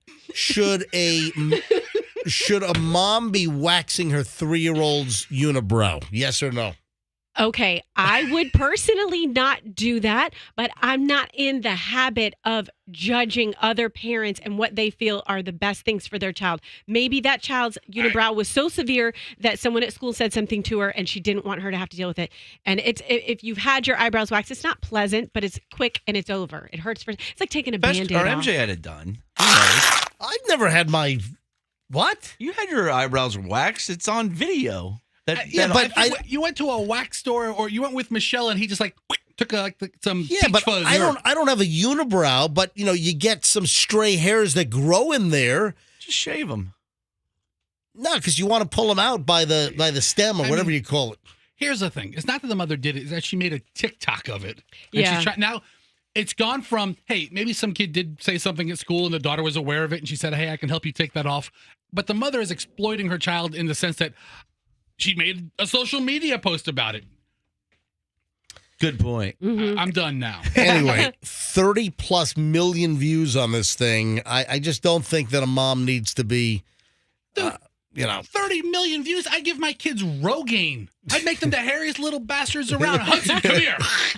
Oh, father waxes his 6-year-old's back. Are you kidding me? 30 million views? You need to put it on YouTube and monetize it. Really? Yeah, don't give the kid the money. You spend it all on yourself. All on myself. Yeah. All on myself. Hey, we got to get into some really bad airplane behavior. So we have new audio of a woman going nuts on a flight. So we don't have a lot of information. I'll tell you what we have, and we'll get to that in just a second. First, though, let me give you the Rock the Cash Box keyword here. This hour's word is delight. That's DELIGHT, delight. Text delight nationwide to 45911 before quarter after, and you got a shot at $1,000. That's cash money, baby. Or you can enter it on the Q105 app or at myQ105.com. So good luck. Yeah, Rox, you were kind of like, were you raising your hands or something? No, I think I just got excited when you said bad airplane behavior. Because Go ahead. Well, have you noticed lately that people really don't mind the let the person out in front of you rule anymore? Have you noticed that, MJ? As much as you fly, that's changing. On my flights, because I flew over the weekend, I flew on Thursday afternoon. I flew JetBlue from Tampa up to HPN, which is the Westchester County Airport just outside of New York, outside of New York City. So I flew JetBlue up. I flew Delta from Boston back on Sunday morning. And on both of my flights, I experienced airplane egress etiquette. That is, yes, that's AEE. So yes, I had no issues. People were following the natural order of the universe and allowing the plane to clear. Now I've been on some flights where it's like, what is going on? How long? It is so annoying. How long is this going to take? So on the flight going up to Westchester, we were like in row 21, and it just seems that people just take their time, and it's like, my God, are you playing a game of chess before you get off the plane? Could you help me get my bag, sir? But no, it seems that just people are taking a ridiculously long time to get off the freaking plane. Yeah. But everyone waited. But no, I've been on flights where you have, I call them the aisle rusher. Yes. And the aisle rusher, they're the ones in the back of the plane that think that as soon as the seatbelt sign goes bing and everyone gets up, they think that they're going to race from row 25 all the way to the front of the plane. They want to slingshot themselves down the aisle. Before anyone else. So you've got the rushers. Now, my 2 flights over the weekend, I didn't have any problems with that, but I've experienced the rear of the plane passenger that thinks they're going to beat all 26 rows in front of them to the exit door. Yeah, how far do you really think you're going to get? Like, what, 3 rows up? You guys 4 want to hear an rows? idea I've always had? Yes. What is your idea? Please. And on the back of each seat, there's a little digital countdown. Think of the ones that are on top of the basketball hoops in a game. Oh, like a countdown clock, a shot clock. Yes. Yeah, shot clock. 10 seconds for each seat. You got to get up, get your stuff, count down. If you don't, you're not out, buzzer. And then you have And to then you're wait beat. until the end of the, right. Yeah. Okay, I like that. I don't know if you get beat, but digital countdown clock, 10 seconds, get up, get out. You know, everybody can be like, go, 10, 4, 3. You know, it'd be fun. Now, I did have one issue. So I didn't have that issue, and we'll get to the new bad airplane lady. I did have one issue. On my JetBlue flight going up, I had the seat flinger. I hate when I get the seat flinger. So this was JetBlue. I think it was like flight 548 or something. It was Tampa to Westchester County, JetBlue, Thursday afternoon. It was like a 3:30 flight on Thursday. And the seat flinger. Do you know what the seat flinger is? As soon as the plane takes off, the seat goes back in the recline position? You are barking up the right tree. The seat flinger is the person that pushes their recline button and throws all of their body weight into the back of their seat, and they make their seat go whoom, and they fling the seat back at unbelievable velocity. It's like a car smashing into a wall. All right. They throw their body weight and they push it. It's almost like they're trying to break the chair. It's almost like they're trying to be as annoying as possible. So the guy in front of me, we were in row 21, and I had 21C, which was the aisle. And the guy in 20C right in front of me, after we had taken off, this guy pushes his recline button and flings the seat back. This was already, 10 minutes into flight or whatever, and I had my tray table out. I had my Microsoft Surface Pro 8 tablet. I knocked it over. Thanks again to Dom, the IT guy at Team Logic IT St. Petersburg, because we gave away 20 of these tablets on the air back in August. So thanks again to Don, the ITguy.com, and Team Logic IT, because we gave away these tablets, 20 of them. Humongous promotion here on the MJ Morning Show. And this guy flings his seat back. It flings my Microsoft tablet into me. So he flings the seat back with such force that my tablet goes flying into my chest. No damage to me or the tablet. But again, I've never been flung on a flight. Listen, I'm telling you right now, but also, when I recline a seat, let me talk about airplane. You want to talk about airplane etiquette? I haven't even gotten to this new maniac lady. But when I'm on an airplane and I recline, I never do full recline.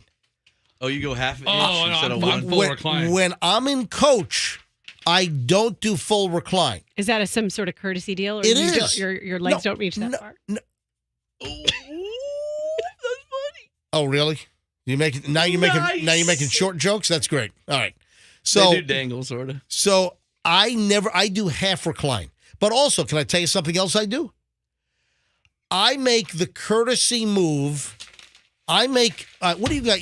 What are you guys communicating? Fester, what did you just write? Just asked me. I said I've never been. Fester just wrote something down and showed Roxanne a note. What are you trying to get her to say? Mr. Siciliano, we need that note. Roxanne and I have. Froggy, go get the note from Fester. Give me the note, go get it, Mr. Siciliano. Go get the note. Oh my God! He just shoved the note in it, and now Roxanne is hugging Fester. Get that out of his mouth. Get it out of his mouth. Get the note out of his mouth. Get it out. Get it out. No. Get it out of his mouth. That. Reach into his mouth and get it out. Spit it out. He's biting Froggy's finger. Oh my God! Fester just bit Froggy's finger. Froggy, go get the note. I want to know what it says. Disinfection. All right, go get Fester. I can't. He bit the hell out of me. Spit it out. What do you think? This is funny? Spit it out. Look at my finger. Oh my God! I got gangrene or something. Fester just bit Froggy's finger as Froggy was trying to get the note. All right, Roxanne, what did you write on that note? So hold on. No, because then when Fester put it in his mouth to chew it, Roxanne gave Fester a hug, like, "Oh, thank you so much for chewing up the note." So it was not revealed what I said. What is on that note? Do you want to explain, or I can explain if you want me to, because you're still. Your mouth Oh is my full. God! I'll give you the paper now. Hey, Frog, you'll get the paper. I'm not touching it. All right, so I'm hurt. While we do a radio broadcast program, Andrew, did you get that on video?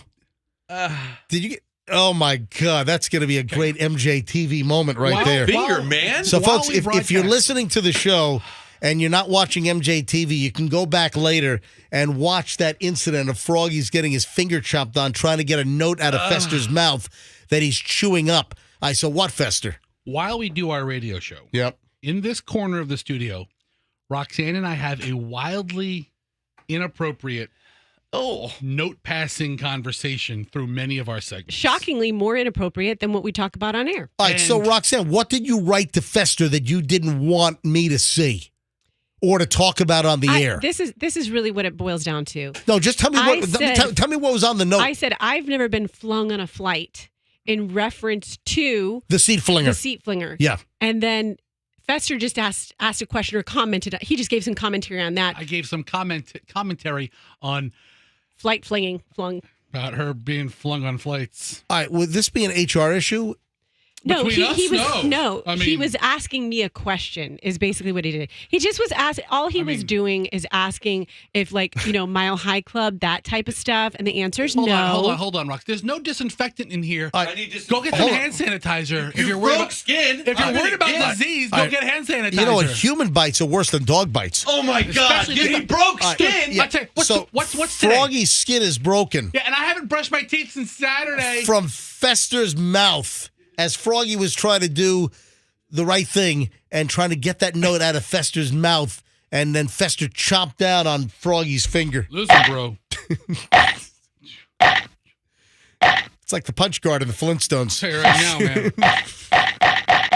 Stick your finger in my mouth. I go to Shawshank Redemption rules. My I God. bite down on anything. All right, so the seat flinger, he just flung his seat back. Yes. And that's just rude. I hate the seat flingers. And that's what I experienced going up. All right, now, we do not have a lot of information about this. This was from Reddit. This was put on a Reddit thread. Froggy, is your skin really broken? Yeah, I think so. Damn it! What? That's not... Dude, what? Hold that up. Wait. Oh, my I saw you doing that. I was like, hold that up to the camera. So Froggy took an air. We have aerosol disinfectant. Dude, let me see this. Hang on. You spray paint.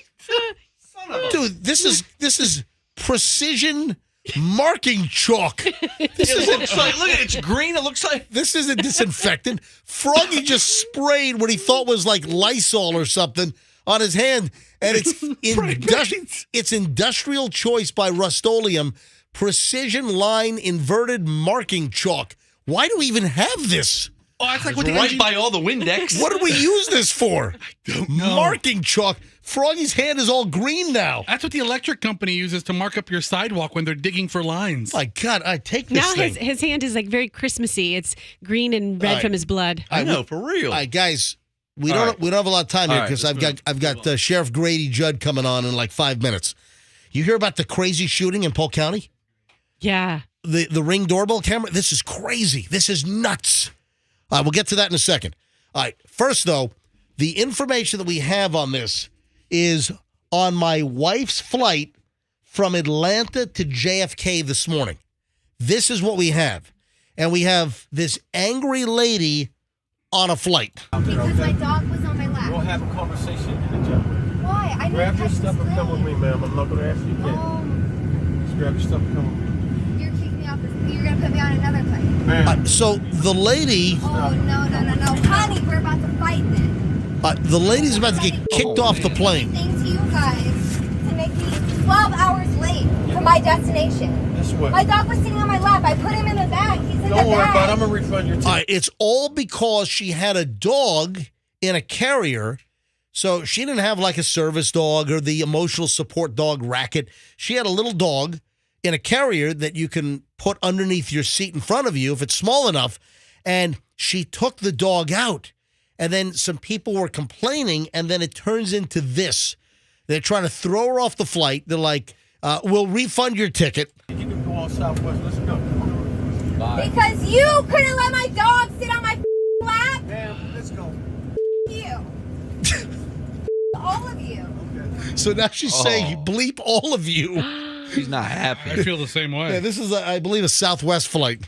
I am. Shut the Hey, turn your phone off. Now she's hitting people because people are like trying to video her. And Andrew, did she throws a water bottle at somebody. She has a water bottle in her hand and flings the water bottle at somebody.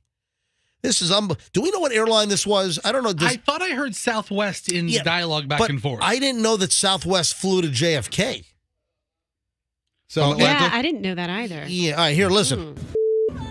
Who did she hit with Why the bottle? is he recording me? Doesn't matter. Anybody can record anything. Oh, You just struck a patch with the bottle. Okay, that's fine. You talk to APD with you. No problem, ma'am. Who did she just strike with the bottle? The guy that's recording me with his cell phone. That's who I threw it at. Ma'am, calm down. You asked. I'm telling you. Calm down. You guys have been nothing but rude. Calm down. That's fine that you guys are rude, but I need to calm down. There's rules. There's rules, and I followed them, and I put him in there. And you guys still drove Yeah, you can't fling a water bottle at somebody on an airplane. Nobody acting this way flies on a flight with us. Okay, you. Okay. So nobody acts like this and will stay on a flight with us. And then she says, bleep you. I mean, if they already kick you off, I mean, you might as well go for it. Oh, man, just get your money's worth out of the ejection. If you're going to kick me out anyway, I'm going out. Get out of my way. Wow. Well, I want to find out. Ma'am, hold on. You told me to get off your plane, then get the out of my way. Is your bag, man? Is your bag? Wait. Was anybody hit back there with that bottle? That's why I gotta go find out. So they're asking, was anybody hit with the water bottle? She hurls a water bottle toward the back of the plane, and they're trying to find out if anybody was hit with, because that's a battery. I mean, she could be charged with a battery for hitting somebody with a water bottle. Why are they recording me? Because you're acting like a bleep hole. I mean, that's why. Yeah, it's 2022. Everything's recorded. Everything. It does, wherever you are, the default. You know what the default mode is? The default mode is you're getting recorded. The exception now is you're not getting recorded. You mean nobody got video of me doing that? Oh, that's awesome. Right. That's their right. And it's my right to tell them to stop. Yeah. Not throw anything at anybody. Wait, Yeah. You called APD? Yeah. Just find out who was struck. I'm sorry, guys. Unbelievable. So they eject the woman from the flight. All right, so you're hearing Delta. Andrew, is that what you're hearing? Yes, sir. All right, so apparently it was the Delta, because I don't think Southwest flies to JFK. No, they fly to LaGuardia. Right, and I think they fly to Islip. Yeah. All right, so again, people acting whacked on airplanes. Just out of flipping control. What is wrong with people? All right, you want to hear out of control? This is crazy. And Sheriff Grady Judd is waiting for our phone call. Did you hear about the father and son opening fire on this innocent woman sitting in a car who they thought was trying to break into their house? And this woman had nothing to do with anything. And even the person they thought was trying to break into their house was not breaking into their house. This is nuts. So guess what? Hey, another Florida story out of Polk County going national here. Let me get Grady Judd on the phone because this is nuts. Let's get the sheriff on. So I know he gave a press conference regarding this yesterday. And Polk County's had a couple of crazy stories over the last few weeks, but the woman is in her car. When I originally saw it, I saw that she was innocent, but I didn't see that she was in her car. It's crazy. Nuts. Good morning. Good morning, ladies and gentlemen. Sheriff Grady Judd, Polk County, MJ Morning Show. All right, man, I tell you what, Sheriff, you get the stories out in Polk County. Do you know what? I think if you're crazy, you want to move to Polk County and start pointing guns at people. Is that the craziest thing you've ever heard of? All right, Sheriff, tell the story. It is a nutto story. Tell us what happened. Okay, so there's this nice apartment complex. I mean, a nice apartment complex. And a guy gets up about 7 o'clock Saturday morning, and he notices that they have delivered a package to his front door, and it's meant for apartment number 32, and it's medicine. So being the nice neighbor he is, he takes the package, and he walks down about 100 yards to apartment 32, and he sets it on the front patio step, the front door. Sure. And he leaves. Well, that hits the Ring camera, and they see this guy walk up to the front door. So a 15-year-old grabs a .45 automatic handgun, runs outside. He doesn't see anyone. He goes back inside. He gets his 73-year-old daddy, Gino. So Gino and Rocky now both get their own .45. All right, so wait a minute. So the 15-year-old is Rocky and the 70-something-year-old is Gino? Oh, Gino and Rocky. What are they, mob guys from Staten Island? Well, they want to be. They want to be. They aren't. All right. So you have a good Samaritan. You've got a friendly neighbor that is delivering a package that was misdelivered to his place, goes to another apartment door. The Ring doorbell camera activates because there's motion and captures the guy doing the right thing and dropping the package off at the right door. And then the 15-year-old grabs a .45? And walks outside. He doesn't see anybody. So he goes back inside and he gets Gino, his daddy, who has to get his cane and his .45. So wait, he's got a cane in one hand and a .45 in the other. You can't make this stuff up. Okay. So they're out in the parking lot scouring for their quote unquote burglar. So they look and they don't see anybody. Well, they get almost, I guess, 255 feet, according to our crime scene people, from their front door, and there sits a lady in her car. In the apartment complex parking lot. In the apartment complex parking lot. A nice apartment complex. Yeah, where hundreds of people live. Well, now, what part of Polk County, where is this? Oh, this is the Cypress Gardens area of Winter Haven. Gotcha, Real okay. Nice area. All right. Yeah, nice area. Yep. So she's sitting in her car looking at her email, right? Social media before she goes in her house. And all of a sudden she hears this old man screaming, "Get out of the car."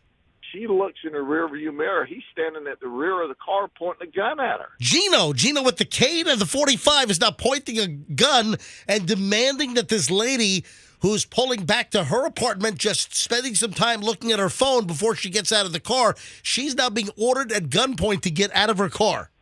That's right. Not cane point. He didn't point the cane. He pointed the gun. Oh, jeez. So now she thinks she's being carjacked, right? Oh, my God. She throws the car in reverse because she's leaving. And as she backs up, she backs into another car on the other side of the parking lot in her haste to get away. Sure. Well, so now Rocky hears the commotion. All right, Rocky is the 15-year-old. He runs down there as she's putting it in drive to take off and starts shooting at the car. So Rocky opens fire on the woman. And Gino opens fire on the woman. And then Gino opens fire on the woman. So now you got 7 bullet holes in the car to include one that goes through the baby seat and lodges in the back of the driver's seat. Oh, my God. It's just a blessing that she didn't have her baby with her, and it's a blessing that the bullet didn't go all the way through and kill her. If the baby was, so Sheriff, if the baby was in the car seat, the bullet would have gone right through the car seat, through the baby. DRT. Oh, yeah, my. Right there. Holy, what did you say? What Dead was that? right there, DRT. DRT, dead right there. Dead right there. Wow. And so she takes off. She gets way out of the way, dials 911. Well, Rocky and Gino called 911. And we get there and we go, you dudes have got to be kidding us.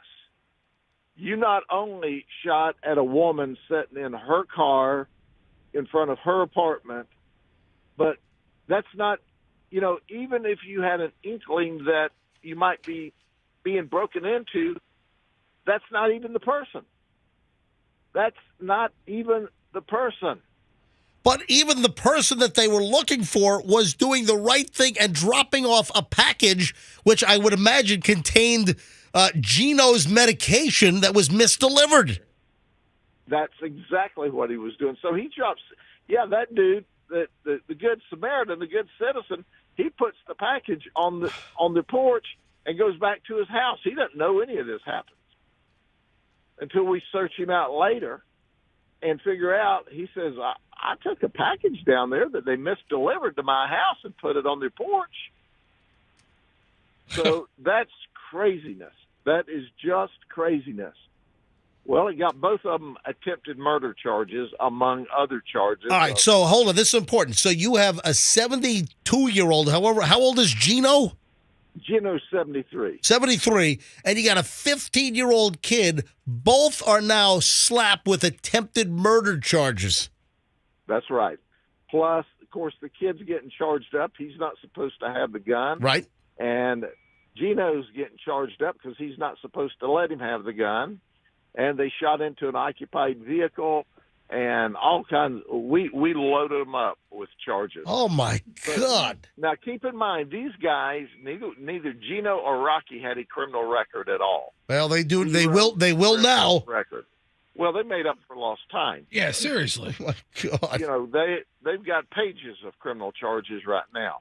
But so the 15-year-old, so Rocky, the 15-year-old, do you think that the state attorney's office is going to prosecute as an adult? I don't know. We will have that conversation with them. Ultimately, it's their decision.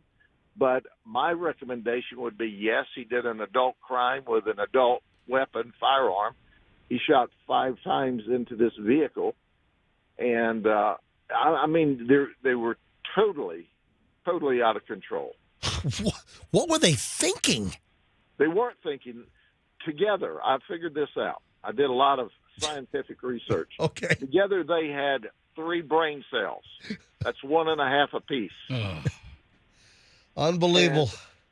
And so I talked to their 3 brain cells, and they said, we were in bed asleep when that happened. Yeah. Yeah. They didn't use any of them. They weren't even functioning. Unbelievable. And then, Sheriff, before I let you roll, also, you had a deputy that was shot and was saved by his bulletproof vest. Yes. I had 2 deputies shot in 8 days. One died from his injuries. Yep. The second one was hit dead center in the chest in his bulletproof vest. He had a point-blank vest on. It stopped the bullet. When I got to the hospital and they said he's shot in the chest, and I thought, well, we mandate they wear vests, so that's a good thing. But, you can get traumatic injuries underneath a vest from just the concussion. What was the caliber bullet that the vest stopped? Do you know? It was a 9mm. Wow. Hollow point. 41-year-old Gabriel Batista. Gabriel Batista. Yeah, the barista works at Starbucks. Yeah, he's making your coffee. It's the wrong guy. 41-year-old Gabriel Batista shot at a Polk County deputy sheriff, and the bullet was stopped by the deputy's vest. Sheriff, what was the name of the deputy that was shot? His name was Tony. Unbelievable. Wow. And Tony, as he's approaching, first off, the guy pulls up. It's family disturbance. The guy's left. The separated wife calls the sheriff's office. We're inside the house. The kids say, hey, Dad's pulled up out front. The 2 deputies walk outside. He's screaming at the deputies, you're going to have to kill me. You're going to have to kill me right in front on my driveway. And so they're trying to de-escalate, right? Right. And the guy's got his hands behind his back. Now, all of a sudden, he pulls a gun out as he's backing away from him. One tries to tase him. He pulls a gun out, shoots our deputy, and then shoots at him 5 more times and misses. Sheriff, one of the things that I've learned, and I've been an honorary deputy sheriff for Hillsborough County since 1997, from Cal through David G., now with Chad Chronister. And one of the things I've learned by doing dozens and dozens of ride-alongs, the most dangerous calls are the domestic calls. They are.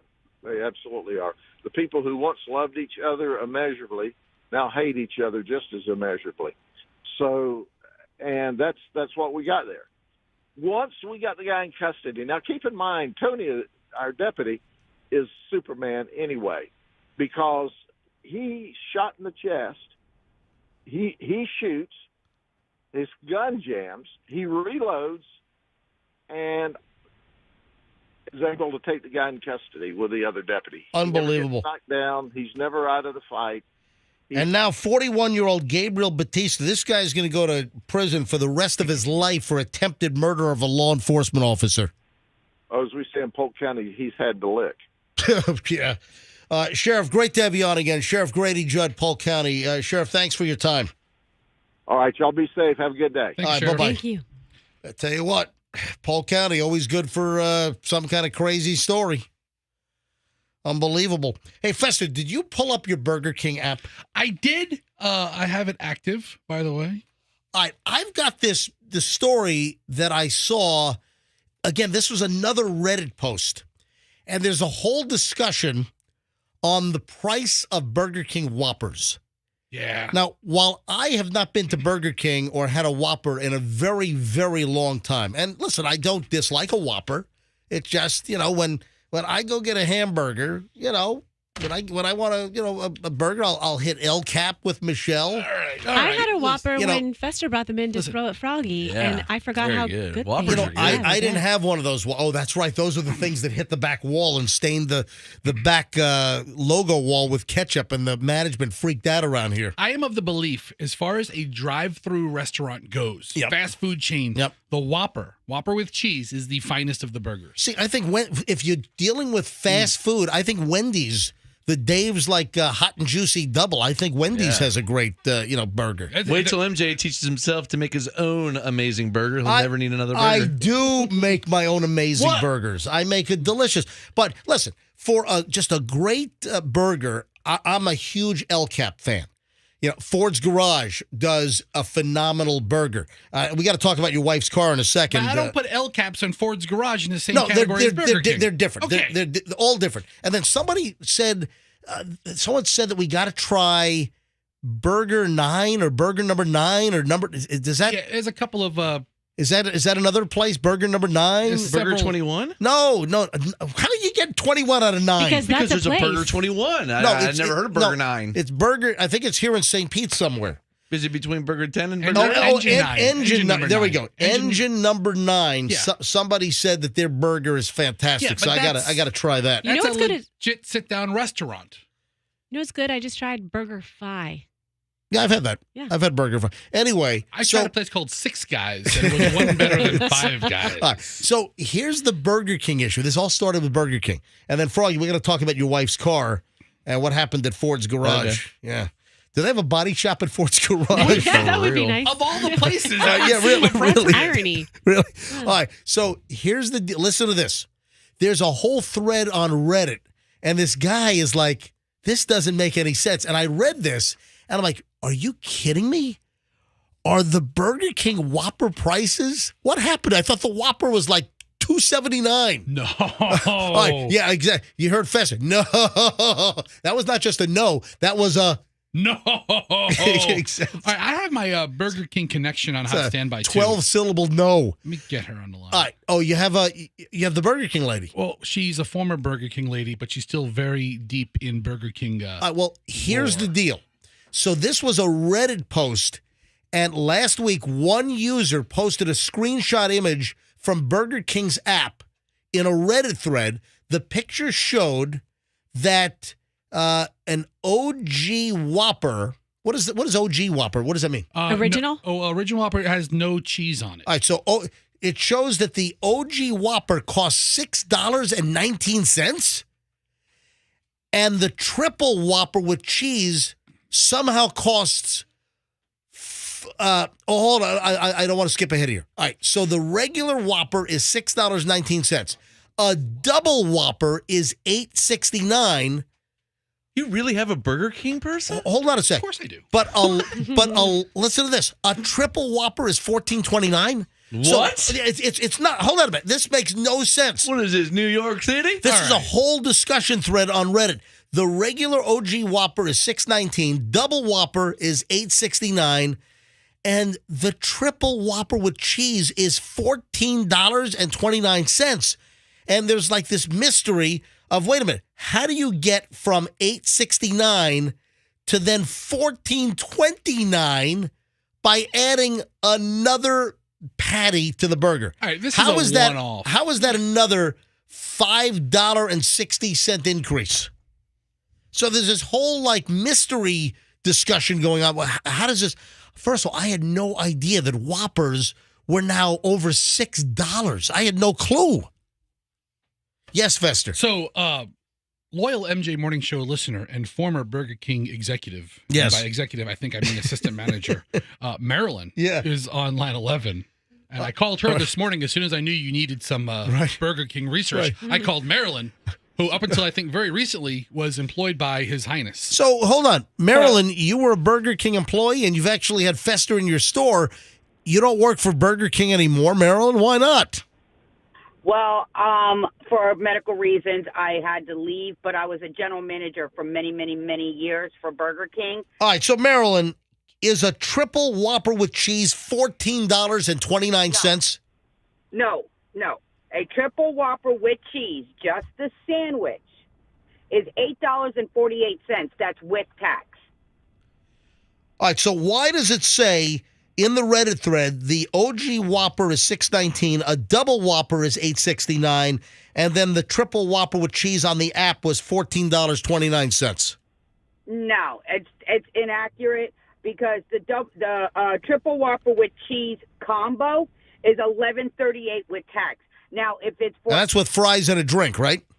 Yes, that's small size. It's the triple Whopper with cheese, a small fry, small drink. Now, if you're going through a delivery service like Uber Eats, DoorDash, they're going to add their own fees to it. All right. Which could put it to the $14 or $15, but that's not Burger King's price. But remember, hey, Coop, our former producer, Coop, he and his lazy Generation Z pals, they order McDonald's via the Uber, and they order a couple of burgers, some fries, and some drinks, and they've got like a $50 delivery from McDonald's for like 3 guys. It's like, what are you guys doing?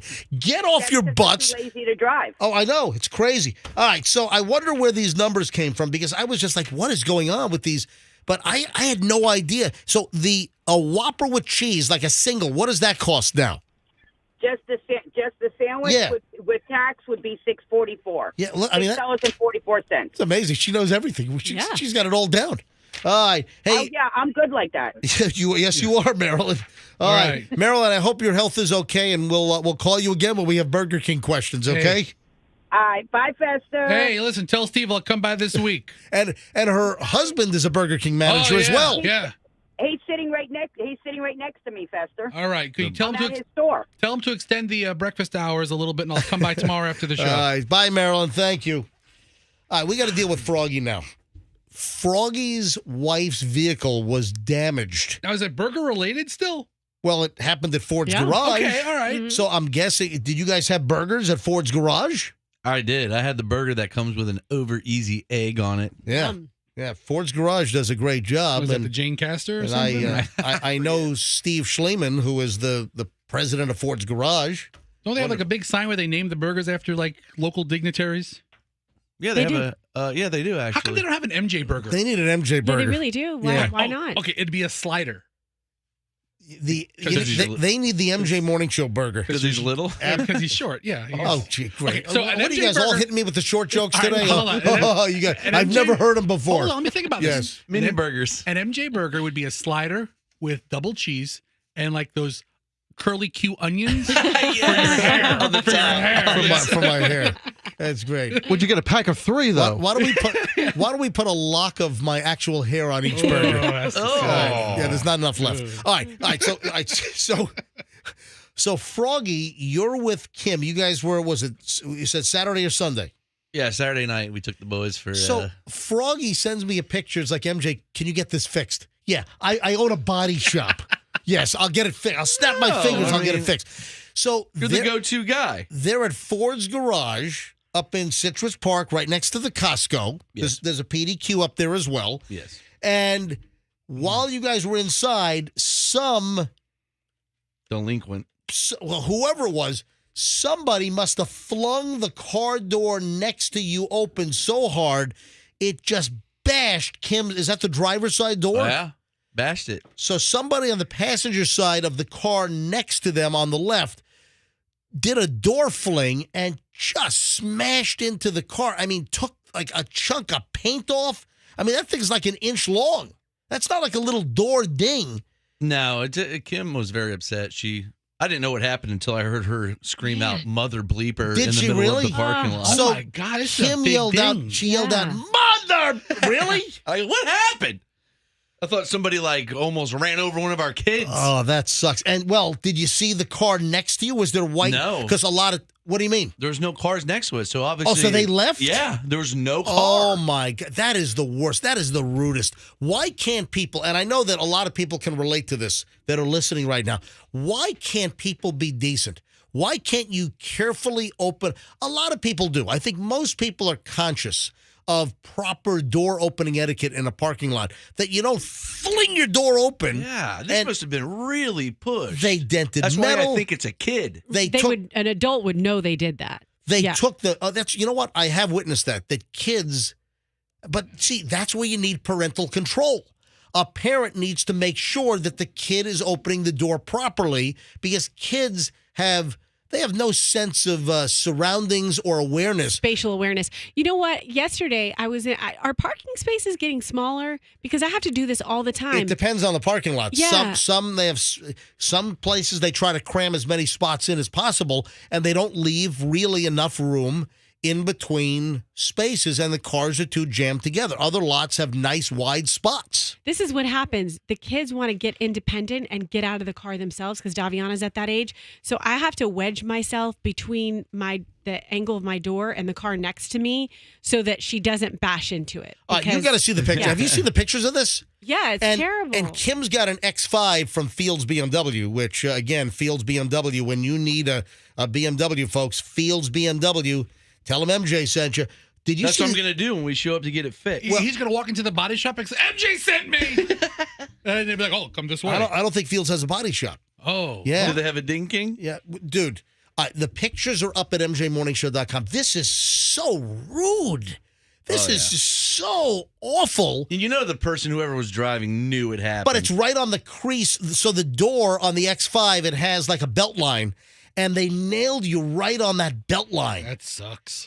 And you got to see this. I mean, the picture is on mjmorningshow.com. Highly rude. So if you go to mjmorningshow.com, so Kim really was like, mother! Oh, Really? yeah, you know. She's got a mouth on her. She did not hold back. Oh, my God. This is, you know me, I was like, it's not a big deal. It's not that bad.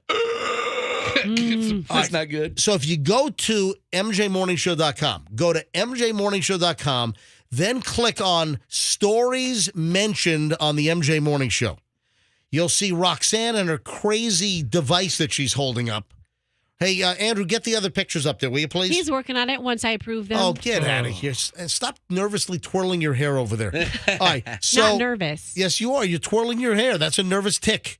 All right. So the pictures of Kim's X5 BMW door where someone flung their door open. Dude, that is nasty. I mean, it's creased. It's dented. I wish I had a witness. There's like an inch of paint that is gone down to the bare metal. I mean, this was a shot. The person's door has to be kind of messed up, too. But their door would have been in the crease. You're not even going to be able to tell. You wouldn't tell on the hitter door. This is. Let me get Kim on the phone here quickly. It's like when you bash someone, when someone headbutts you, the person who headbutted you, they don't really get hurt. It's the receiving end. Well, it depends if you do the bridge of the nose.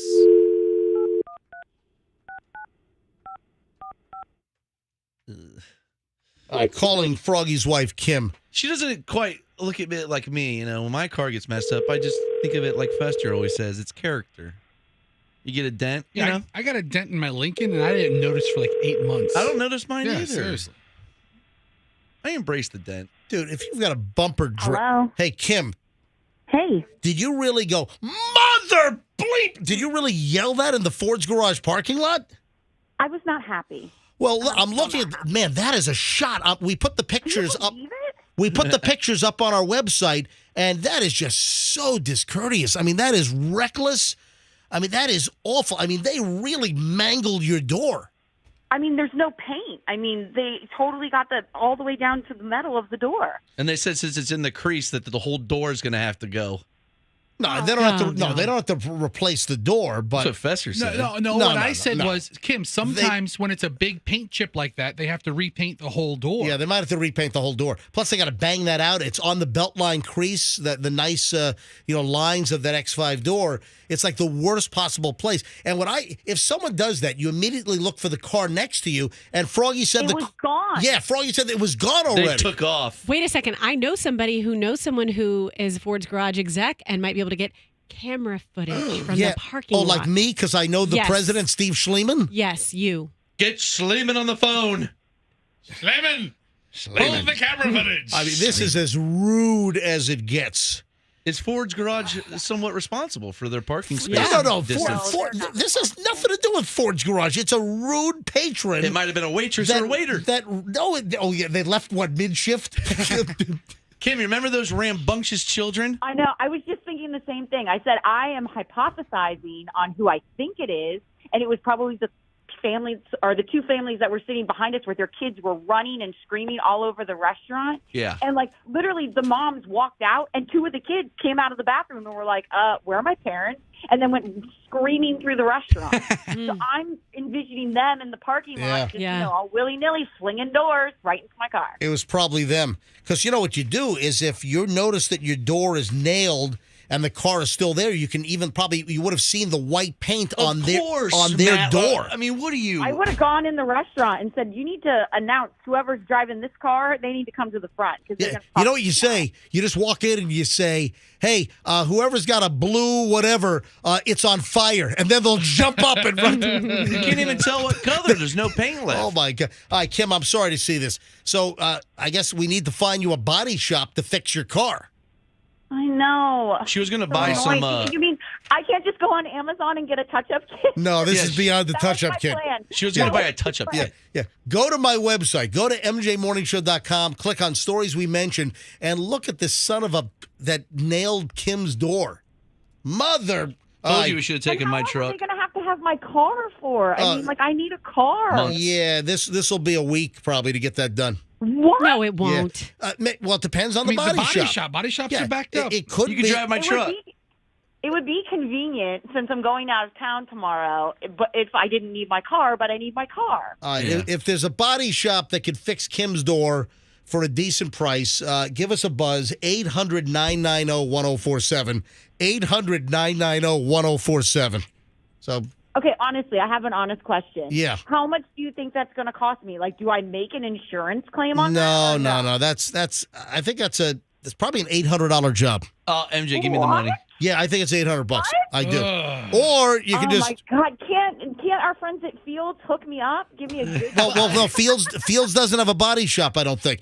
Yeah, Fester. Hey, Kim, no, not all car dealers have body shops. They may outsource the work. Find out. Kim, I have a great alternative. Here we go. What? Listen. Hi, Billy Mays here with an amazing new product. You gotta see it to believe it. It's called the Ding King. The Ding King. That's what I was looking up on Amazon. No, I'm like, well, isn't there? I'm like, I just need to touch it up. This is beyond the Ding King. All right. I bet you I can call Sully. He probably has one in his garage. Guys, I'm running late. I got to take a break. All right, Kim, I'm sorry to see it. We'll try to find a body shop for you. 800-990-1047. 800-990-1047. Thanks, Kim. And got a big job for you guys. And if you're the son of a that nailed Kim's door in the Ford's garage parking lot Saturday night in Citrus Park, call up right now. Call up right now and own up to what you did and apologize and pay for it. Yeah. And a rental car. And let me smack your little kid in the neck. All right, so 800-990-1047. All right, quick break. We're running late here on the MJ Morning Show. Hey, did you see about the Texas Pete's problem? I don't know what pizza? Texas Pete's. I heard something about that. So I've got two hot sauce stories. I've got a sriracha issue and I've got a Texas Pete's issue. And do you know what Balenciaga is, Roxanne? Is it brand name of?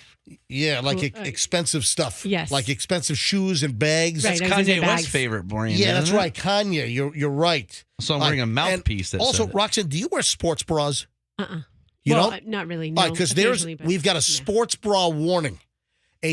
All this is coming up next on the MJ Morning Show here on Q105. Stand by. Hey, if you're making a move, do not make the move without two college brothers.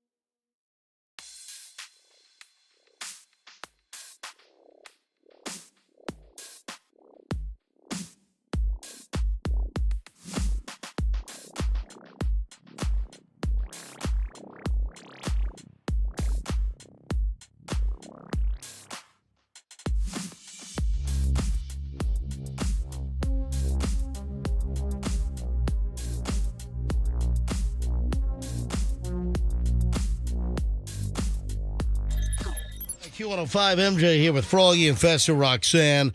And it's not bad enough that Halloween is on a Monday this year. You know that some towns, some municipalities, if you've got a Monday Halloween, they'll do a weekend night. They'll actually move Halloween.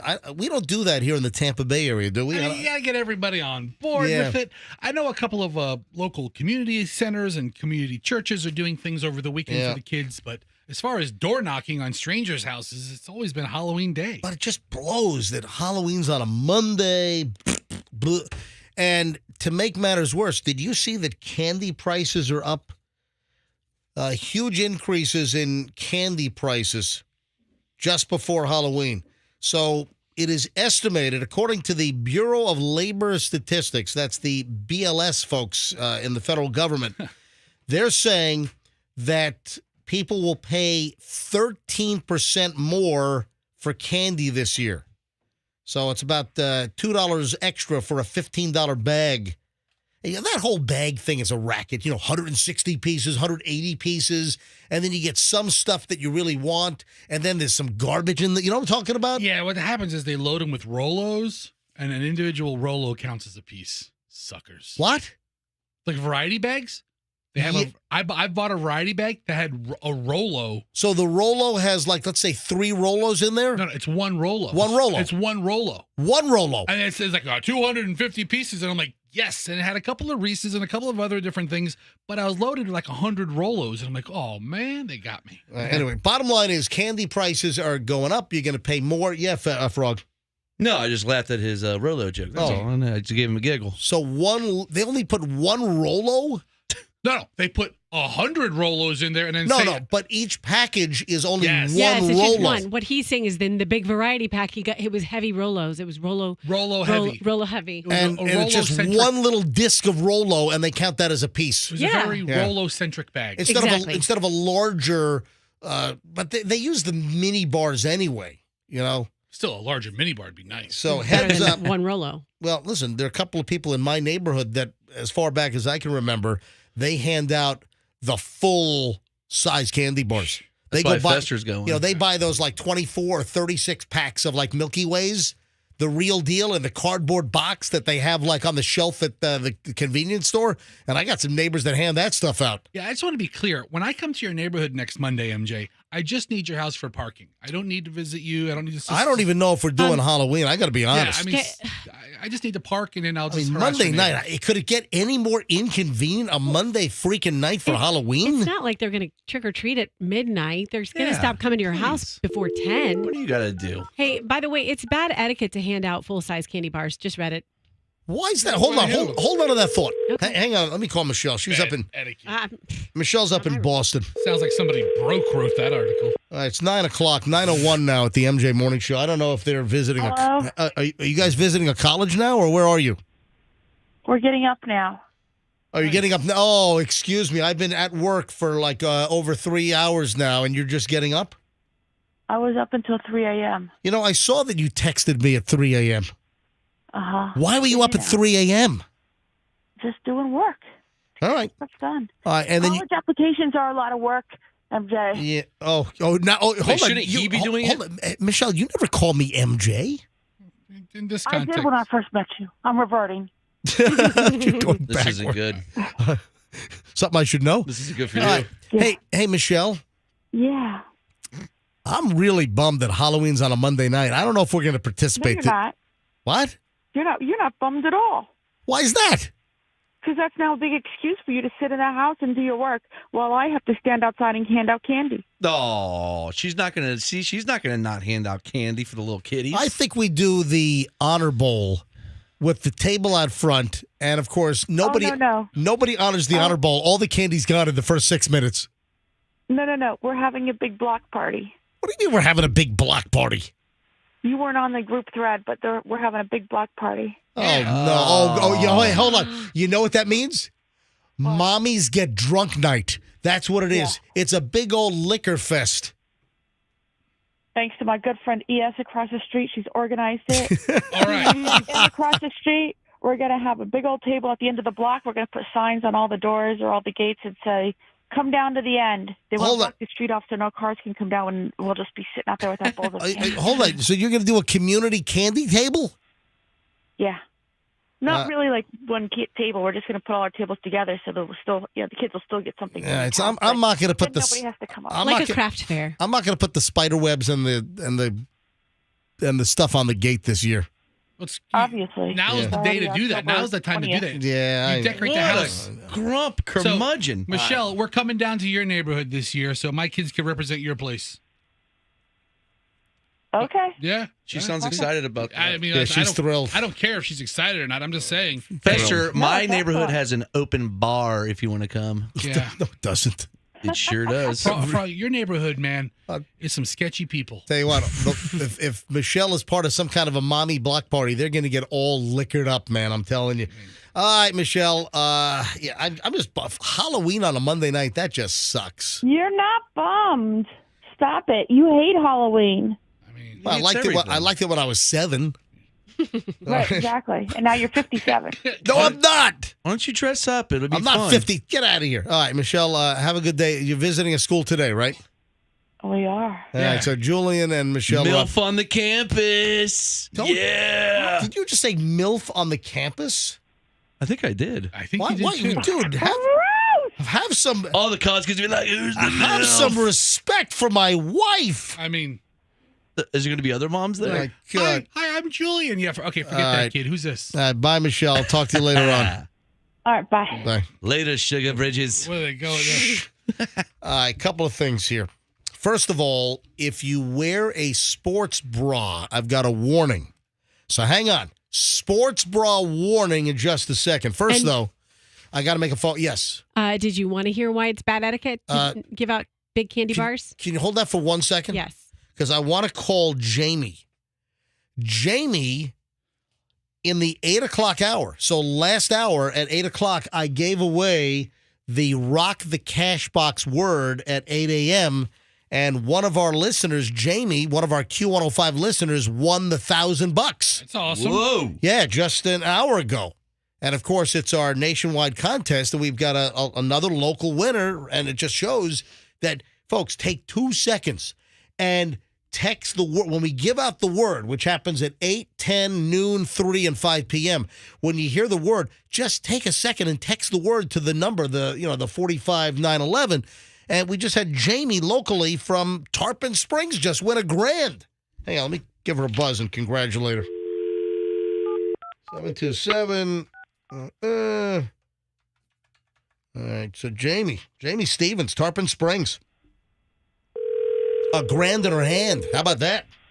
Hey, I like that. Not bad. Yeah. Hello? Jamie? Yes. Did you think that by listening to the MJ Morning Show this morning that you would win $1,000 in cash? I was kind of hoping.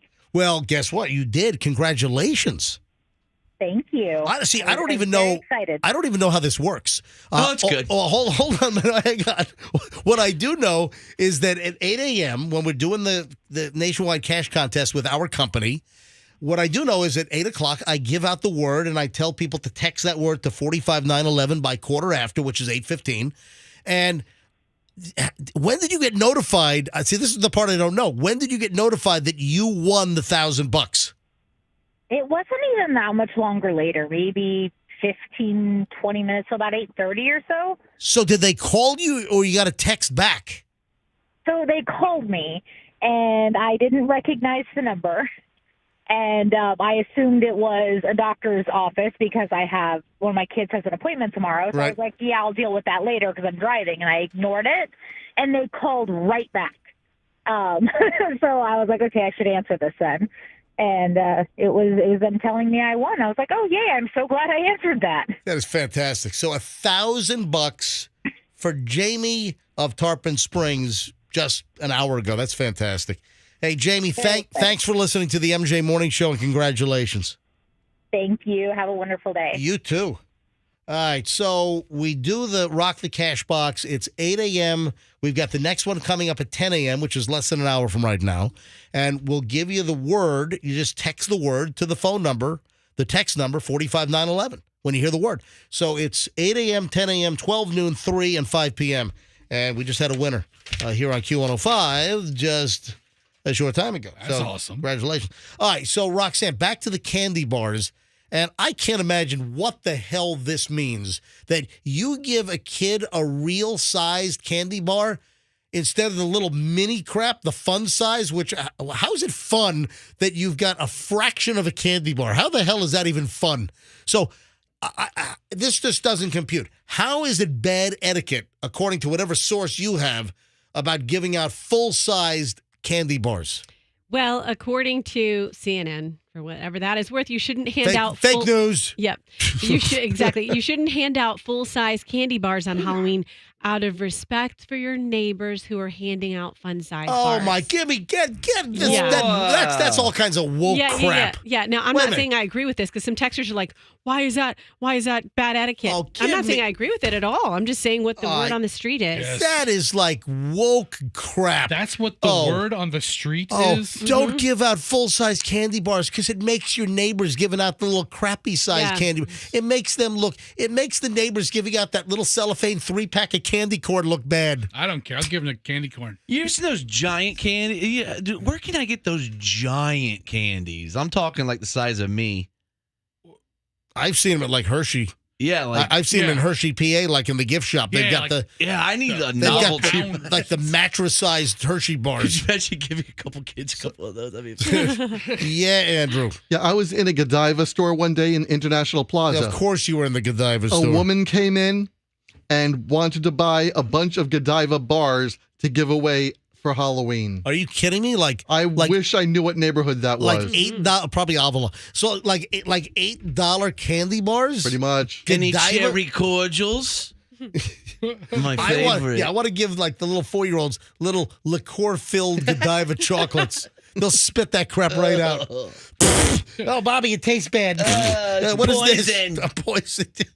It's Godiva. You gotta start giving kids like black licorice or something. Meanwhile, we had an item, I don't know, like last week or 2 weeks ago, that going back to like the 1950s, there has never been a recorded case of a kid getting poisoned with candy.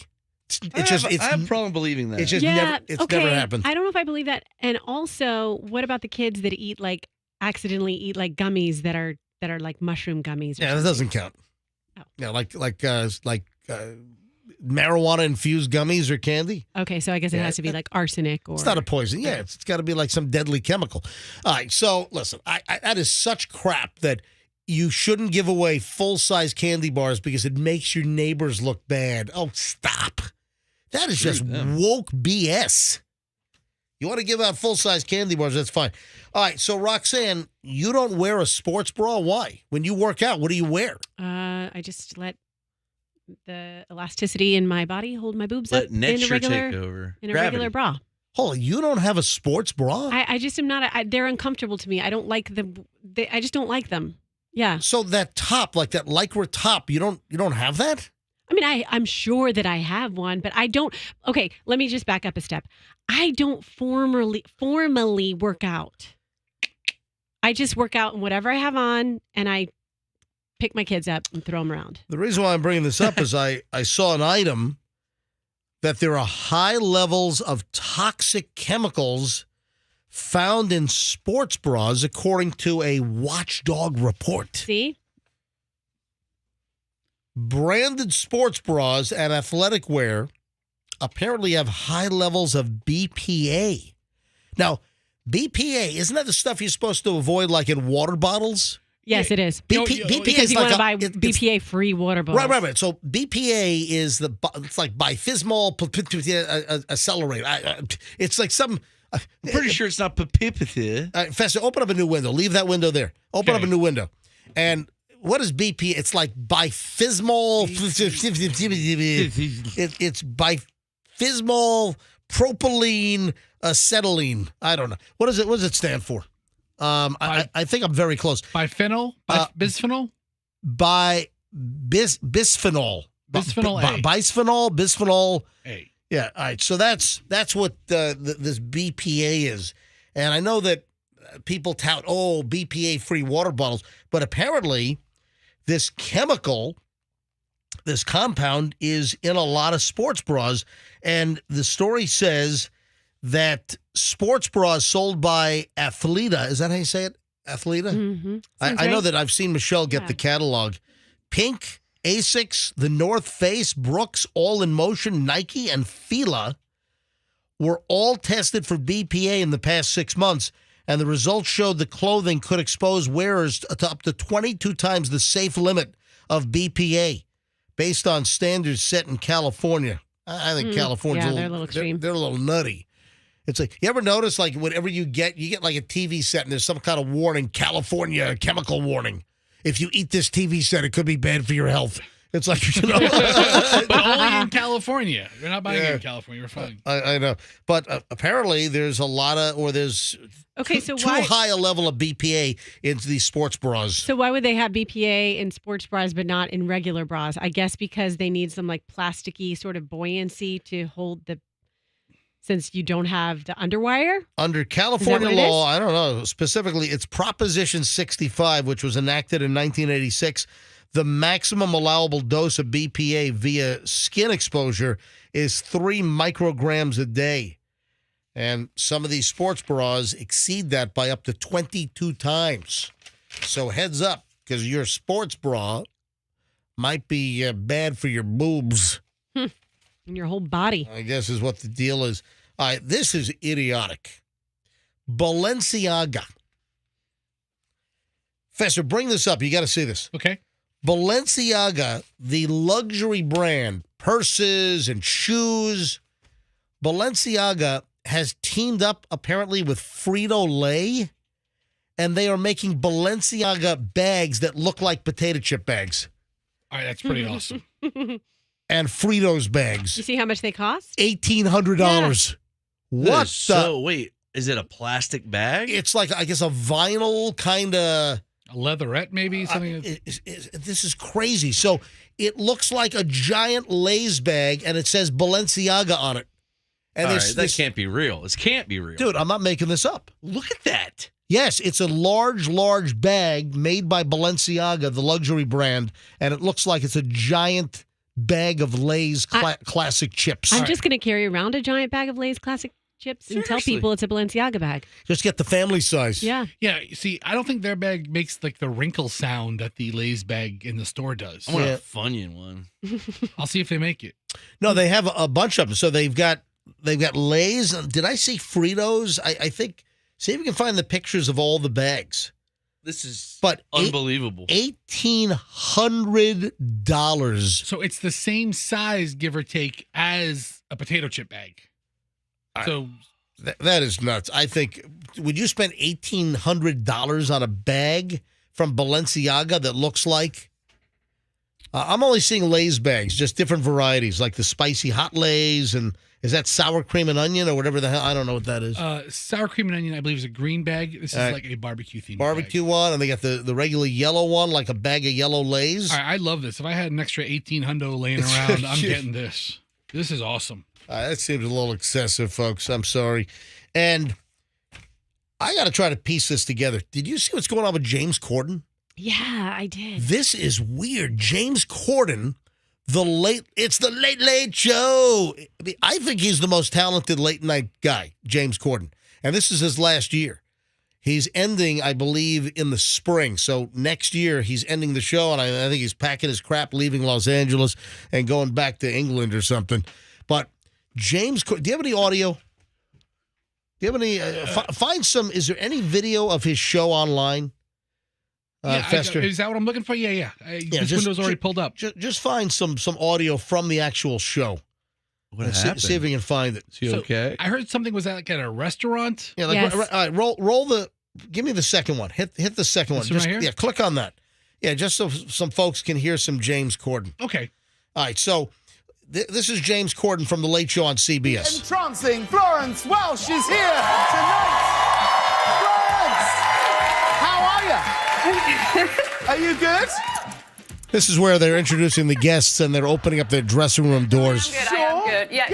Yeah, I'm good. How's it all going? It's going well. Is it? Yeah. Is it? Yeah. I have no idea who that is. Babe? I think I'm good. Oh, she's from Florence and the Machine. Yeah, she's a singer. Oh, she's the lead singer from Florence and the Machine. Gotcha. I'm sorry.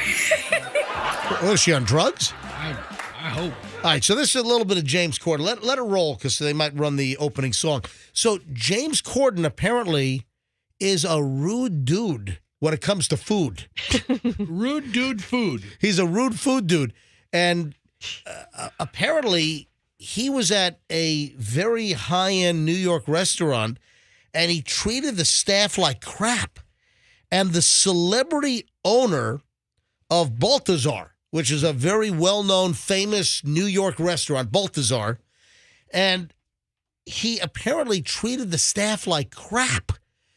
And the owner of Balthazar and other concepts owned by this hospitality group, they banned James Corden and said, you're not allowed to come to any of our restaurants. Wow. You're banned.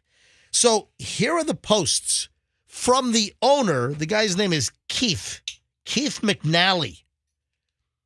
And he posted on Instagram, James Corden is a hugely gifted comedian, but a tiny cretin of a man. And the most abusive customer to my Balthazar servers since the restaurant opened 25 years ago. I often don't 86 a customer. Today, I 86'd Corden. What are you talking about? It did not make me laugh. Here are two examples of the funny man's treatment of my staff. Let Fesher do in James Corden's voice. Manager's report number 1. Here's James Corden. No, because I don't know who that man next to you is. And I know he doesn't want to be molested during the show. He's very nice. No, I know he's very nice. man. And in a gin and tonic's time, Margie's hands are going to go wandering, and I don't want to see that. No one does. She's very good on the bongos. No, All right, so that's old James Somebody Corden. molest my steak. All right, listen to manager's report number 1. In June, James Corden was here on table 61. Although this is diabolical, it happens very occasionally in all restaurants. After eating his main course, Corden showed the hair to a Balthazar manager, G, who was very apologetic. So I guess it was a hair in the food. All right. Corden was extremely nasty to G and said, get us another round of drinks this second.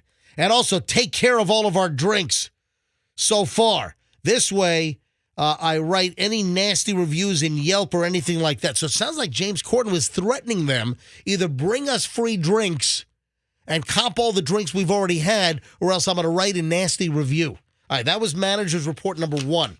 Quite a pair of bullocks on you. Yep, bullocks. All right, so then we have manager's report number 2. James Corden was at Balthazar with his wife on October 9th, just a couple days ago, for brunch. He asked for a table outside. Brunch maitre d' Allie Walters took the party to table 301. Mr. Corden's wife ordered an egg yolk omelet with Gruyere cheese and salad. A few minutes after they received the food, James called their server, MK, and told her there was a little bit of egg white mixed in with the egg yolk. MK informed the floor manager, G. The kitchen remade the dish, but unfortunately sent it with home fries instead of salad. Oh. That's when James Corden began yelling like crazy to the server, you can't do your job! You can't do your job! Maybe I should go into the kitchen and cook the omelet myself. Maybe I should go into the kitchen and cook the omelet myself. Say it right, MJ. MK was very apologetic and brought G over to the table, the manager. He returned the dish, and after that, everything was fine. He gave them promo champagne glasses to smooth things out. G said that Corden was pleasant to him but nasty to the server.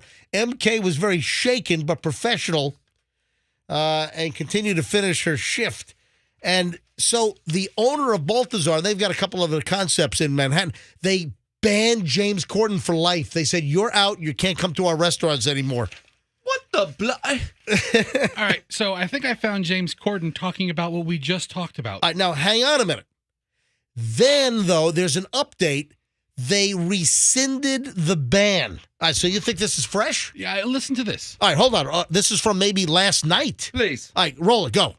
On the runway at Balenciaga's fall fashion show. It's a luxury purse that looks exactly like, I'm not joking, get this, a Lay's potato chip bag. They're crisps over there, by the way. Look at that. Oh, he's talking about that? Yeah, well done. Oh, and when Oh, he's talking about the bag. I thought he was talking about him getting... Yeah, you made it seem like he was talking about the incident at I said Balthazar. what we just talked about. Anyway, so he was called out as just a nasty, nasty person. So James Corden apologized after he was banned. Right. And now the owner of Balthazar in Manhattan, he's lifted the ban. I just don't like crisps. I want a salad. So McNally now says that the ban has been reversed. McNally says that Corden called him Monday apologizing profusely. McNally also joked saying that Corden can make things right by allowing him to host the show for the next 9 months. All right. I'm not going to let you do that, you bloody idiot. Little comedy there. What is he going to do? Just act? Just count his money I and don't sing know. in cars with famous people? Yeah, Rox, what were we going to say? Oh, we're blinking. I know She was letting you know that. all of the lights are blinking in here again because our equipment is going to die at any moment, and going down. we're going to be off the air. Batten the hatches, seal the doors. We're going down. So that's the James Corden thing. He was, but I wouldn't think that he would be a prick. He just seems like but a you know very what? lovable, affable, jolly kind of guy. He's an actor. That's how it is. But Maybe he just was drinking. I get the best vibe from him of any of the late night folks. Like Stephen Colbert seems like a total Delta Bravo, total douche. And like Jimmy Fallon, I just he's too cutesy. Jimmy wootsy Fallon's for really me. nice. Yeah, but he's a little too cutesy for me. But James Corden, I think, is the most talented, and I just think he would be the nicest. You know who else everybody thought was the nicest? Johnny Carson. David Letterman. I wasn't thinking of either of them. I was okay. thinking of Ellen. Oh, Ellen. Remember when she came out and did her dances, which she hated doing secretly? She's a bow. As a bitch on wheels. So James Corden, I had no idea that the guy was like just toxic and like caustic, but he apologized.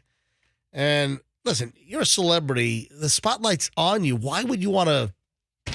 This is why I hate meeting my my favorite celebrities. Why I've never wanted to meet Jimmy Buffett. I passed up the opportunity 3 times. Because you think it would disappoint you? Because I'm afraid he's going to be He's nice. I'm sure he's great, but I'm not willing to risk it. All right, final chunk of the MJ Morning Show is next. Oh, did you hear about the woman that got her foot caught in a massage chair down in Naples? Ooh. You've got to hear this. You know those massage chairs that with the rollers in the back and everything? Yeah. Lady gets her foot jammed in the chair, can't get it out. So she was trying to get her foot massaged. All right, hold on. Back in a sec. Final chunk of the MJ Morning Show is next. Here on Q105, don't move. I want to...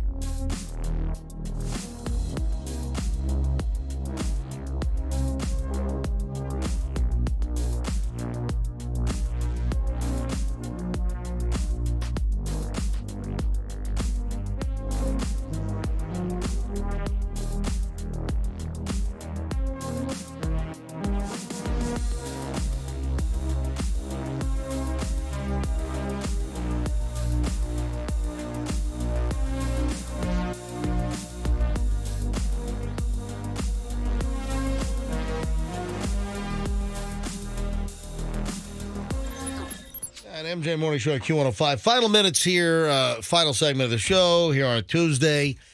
You know those massage chairs?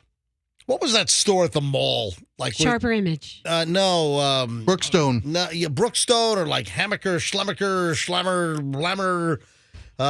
It was a Brookstone and Hammaker. They had like the massage chair.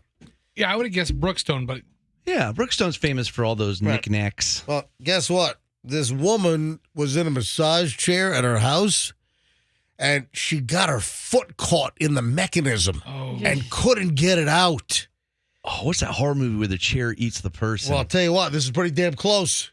Was there really a horror movie where a chair eats a person? It's in my head. No, that's not real, is it? Maybe I'm just thinking of the Pee Wee Herman show with a talking chair. Or remote control on MTV. Maybe that's what I'm thinking of. I don't think there's a horror movie where the chair sure eats there's the a person. chair eating humans horror movie, but maybe not. This happened just to the south of us. This happened in Naples, and firefighters in Collier County in Naples, they were called to help a woman whose foot became stuck in a massage chair.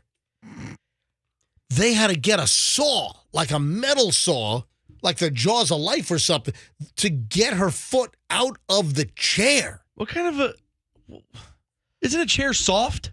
Well, no, these massage chairs have mechanisms that kind of clamp down on your muscles to give that massaging I effect. don't think they clamp down on your muscles. They've got I've had they poke out at They've you. got the roll, but a rolling back of a chair doesn't clamp down on your muscles. I know what he's saying. It gives pressure. It Okay. applies pressure All right. to not clamp down and hold you hostage. Some of them have the legs out that you put there like stirrups, and they massage your bunions. They squeeze your legs like compression stockings or something. Yeah. They like tighten up on your thighs or calves. New from Tehran Industries, it's the hostage chair. Oh my Take your God. limb. Yeah. So because of Froggy, I typed into YouTube horror movie eating chair or chair eating person. And I found this show, I don't know what country it's from, where they're interviewing a woman who cannot stop eating the foam from her armchair. Yeah, that's Pica. And they have her on stage with her chair. And she's eating her chair on stage? I have no idea what this is. Go ahead, roll it. In their own life. When did this start for you? Because you haven't always eaten foam. Yeah, it's British because that's the Thames right behind him. About 4 or 5 months into my pregnancy. And was it like a craving? Oh, it started off, I was just sat there on telly It's and I was just, attractive. picking up a bit of a fiddler anyway, and I was picking and it would just happen. I just started eating bits of And it fulfilled that craving, that urge. I used to, before that, I used to be like a bath sponge. I used to just chew, the texture, like, babies doing the bath, like, it was like that, and then So it would hot. just become like a craving, an urge. Yeah, she's on some British breakfast show. Could you imagine, like, you go on a date with her and you come back, she starts eating your furniture? That's great. She'd be like, this is going to be So anyway, She looks like Adele, but like with dark hair. All right, can I get back to the story where the lady in Naples got her foot stuck in the massage We chair? had to watch Does she this. eventually eat the chair? No. Get out. Fire rescue lets her out? The fire department in Naples had to use like power tools to get her foot out of the chair. You want to hear this? Check this out. That is the fire department trying to get her. They're using a saw to cut the metal. Oh! This is actual audio from the Naples Fire Department. There it is. Then listen to this. Pull it out. I don't know if it's going to hurt her or not. I mean, we got to pull this out. Yeah. So. If it's loose, there you go. Okay. It's loose. Okay. It's probably cramped in that position. You know what I'm saying? Yeah. Oh, I can't. Okay, hold on. Oh my God. Where's the pain? Oh my God. I don't know what. Is she laughing? Oh my God. There it is. There it is. We got it. It was cramped in that Yeah. spot. Cry, baby. So they finally got her foot out of the chair. By the way, wow, what a kid. They destroyed her chair. You should have invited me. I would have came over and ate it. The chair is wrecked. They used like metal saws to cut the chair apart to get her foot out. Wow. Here's my address. Come on, you've been in furniture before. You've been on like a couch and you're lying down. You kind of jam your foot into, like your shoes are off and maybe you got socks on or not. Like in a and recliner. You jam your foot into the corner underneath the cushion and Anyway, she must have done that to the massage chair and gets it all wedged up in the mechanisms and everything. And they literally took her chair apart with metal saws. Sounds like one of your old prank calls. My chair's eating me. I've fallen. I've got my foot stuck in the chair and it won't come out. Sound effects of the chair eating you. Yeah. That's great. That would be a good call. 911, what's your emergency? Oh, thank God you've answered. I've got my foot stuck in my Brookstone massage chair. This thing is a bastard. I'm going to find a couple of numbers to Brookstones. Maybe we can call them after the show. Do they still have Brookstone stores? Yeah, So. they do. They have the catalog, right? Yeah, they do. Do they still have a Brookstone store at like International Plaza? They sell back scratchers now. Yeah, you could get like a sprinkler kit. You know, it's like 3 different sprinkler heads and a little miniature garden hoe. You know, What'd you call me? You're my garden hoe. You know it. The chair is wrecked. I don't have a name of the woman, but the Naples Fire Department down south, they put the video online, and that's where the audio came from. That's unbelievable. All right, we got to try this because, come on, a guy broke the Guinness World Record for 150 lit candles in his mouth. What? Oh my How gosh. tough is that? Okay, come on, wait a What? second. How tough is that? Well, What size candles? I'm thinking little birthday cake Little candles. birthday candles, right? I can put 150 of those things in my mouth, You think light you it up. could? You think you With could? that hair? Are you nuts? You'd be running around like, who's the guy who caught on fire? Michael Jackson. Richard Pryor? Richard Pryor. Or Michael Jackson. Oh, no, he's going old school, Roxanne. All right, so an Idaho man held 150 lit candles in his mouth for 30 seconds to break the Guinness World Record. David Rush, who has broken nearly 250 Guinness World Records to promote STEM education, said he previously attempted the same record last December but failed because some of the candles fell out of his mouth. Darn it. He said the weight of all the candles was intense, and I had over 10 minutes of salivating, making the candles slippery in my mouth. Ew. Yeah. Oh, Only 5 seconds in, I could feel them slipping out, so I had to clamp down even harder and bite it with my teeth to keep them from falling out. He really wants that record. But wait a minute, what? It doesn't say what the size of the candles are. You have to assume that I'm they're little looking birthday at candles. them now, and they are very thin candles. They can't be like... They are the longest, thinnest candles. They're about, I don't know, a foot long. Yeah. These are like 10-inch long candles. Those are the kind you light your, fire with. All right, come on. That's not a candle. All right, come on. We gotta screw this guy up. Look at his mouth. It's huge. We gotta beat this record. Come on. We gotta beat this. They got a great angle on it. Oh, okay. Finally, we can see it. Oh, man. So these are wax candles that are about a foot long and about as thick as little birthday cake candles. Light it up. All right, so now he's got them in his mouth. He's got them all jammed in his mouth, Put and the audio up. then they're going to light them up. All right, here we go. Wouldn't have broke the record without me. All right, so now he's putting the last 2 candles in his mouth. Come on, how tough is this? Wonder how he's been training for this. Seriously. There's so many jokes right now. I just. They're acknowledging that. There's so many jokes right now. Light it up. All right, so now they're going to light it up. All right, hurry up, dudes. What made So you wait a minute. realize he'd be Hold good on. at this? Is there a rubber band around the candles? Holding the candles together. Are you allowed to do that? Apparently. That thing is on fire. It's an inferno at the end of his face. You can listen to this. What an idiot. Oh, perfect. You want it at 6 o'clock? There you go. I wonder why he's bald in the front. Ready? Start. All right, so now they started the countdown. So 30 seconds. Oh, he's inhaling the smoke. Oh. Look at how sweaty his forehead is. Oh, he's. All right. This is the dumbest thing I've ever seen. This is amazing. This is what the Guinness Book of World Records has devolved into. Yeah, that's what they're interested in. How did he realize this is something he's good at? Do it with 20 or 150 church candles. Now, he's broken a bunch of records before. Here it comes. 30. All right. What are you celebrating like you're an athlete? So now he's holding it. a little longer. So he's already past 30 seconds. He's feeling it now. Oh, now he's showing off. He's starting to tilt over. Yeah, but I mean, the flame at the end of the 150 candles is quite a bit. Why can't I stop watching this? I don't know. This is awesome. We're going to post this up at mjmorningshow.com. Oh, hey, out it goes. Then he's going to catch the table on fire. My jaw's sore.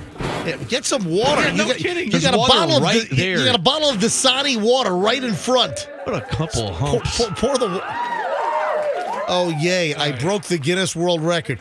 Listen, that's not a record. That huge fat guy Hughes that was buried in now that's a Guinness World Record. Buried in a piano box or He a was coffin the size. so fat he had to be buried in a coffin the size of a piano case. Yeah, that's a world record. Or the fattest twins, the McGuire boys, riding those little dirt bikes. See, Guinness Book and their records, they've gotten away from human oddities. The long fingernails of the curly cute fingernails. All right, we got to get out of here. All right. Already on. Yeah, before we do, though, I got a message here. And then also, ladies and gentlemen, in minutes, I'm going to give away Howl or Scream Busch Gardens tickets. So you'd like to win some tickets to Busch Gardens? I got your ticks right here. Hold on in just a sec. First, though, our program would not exist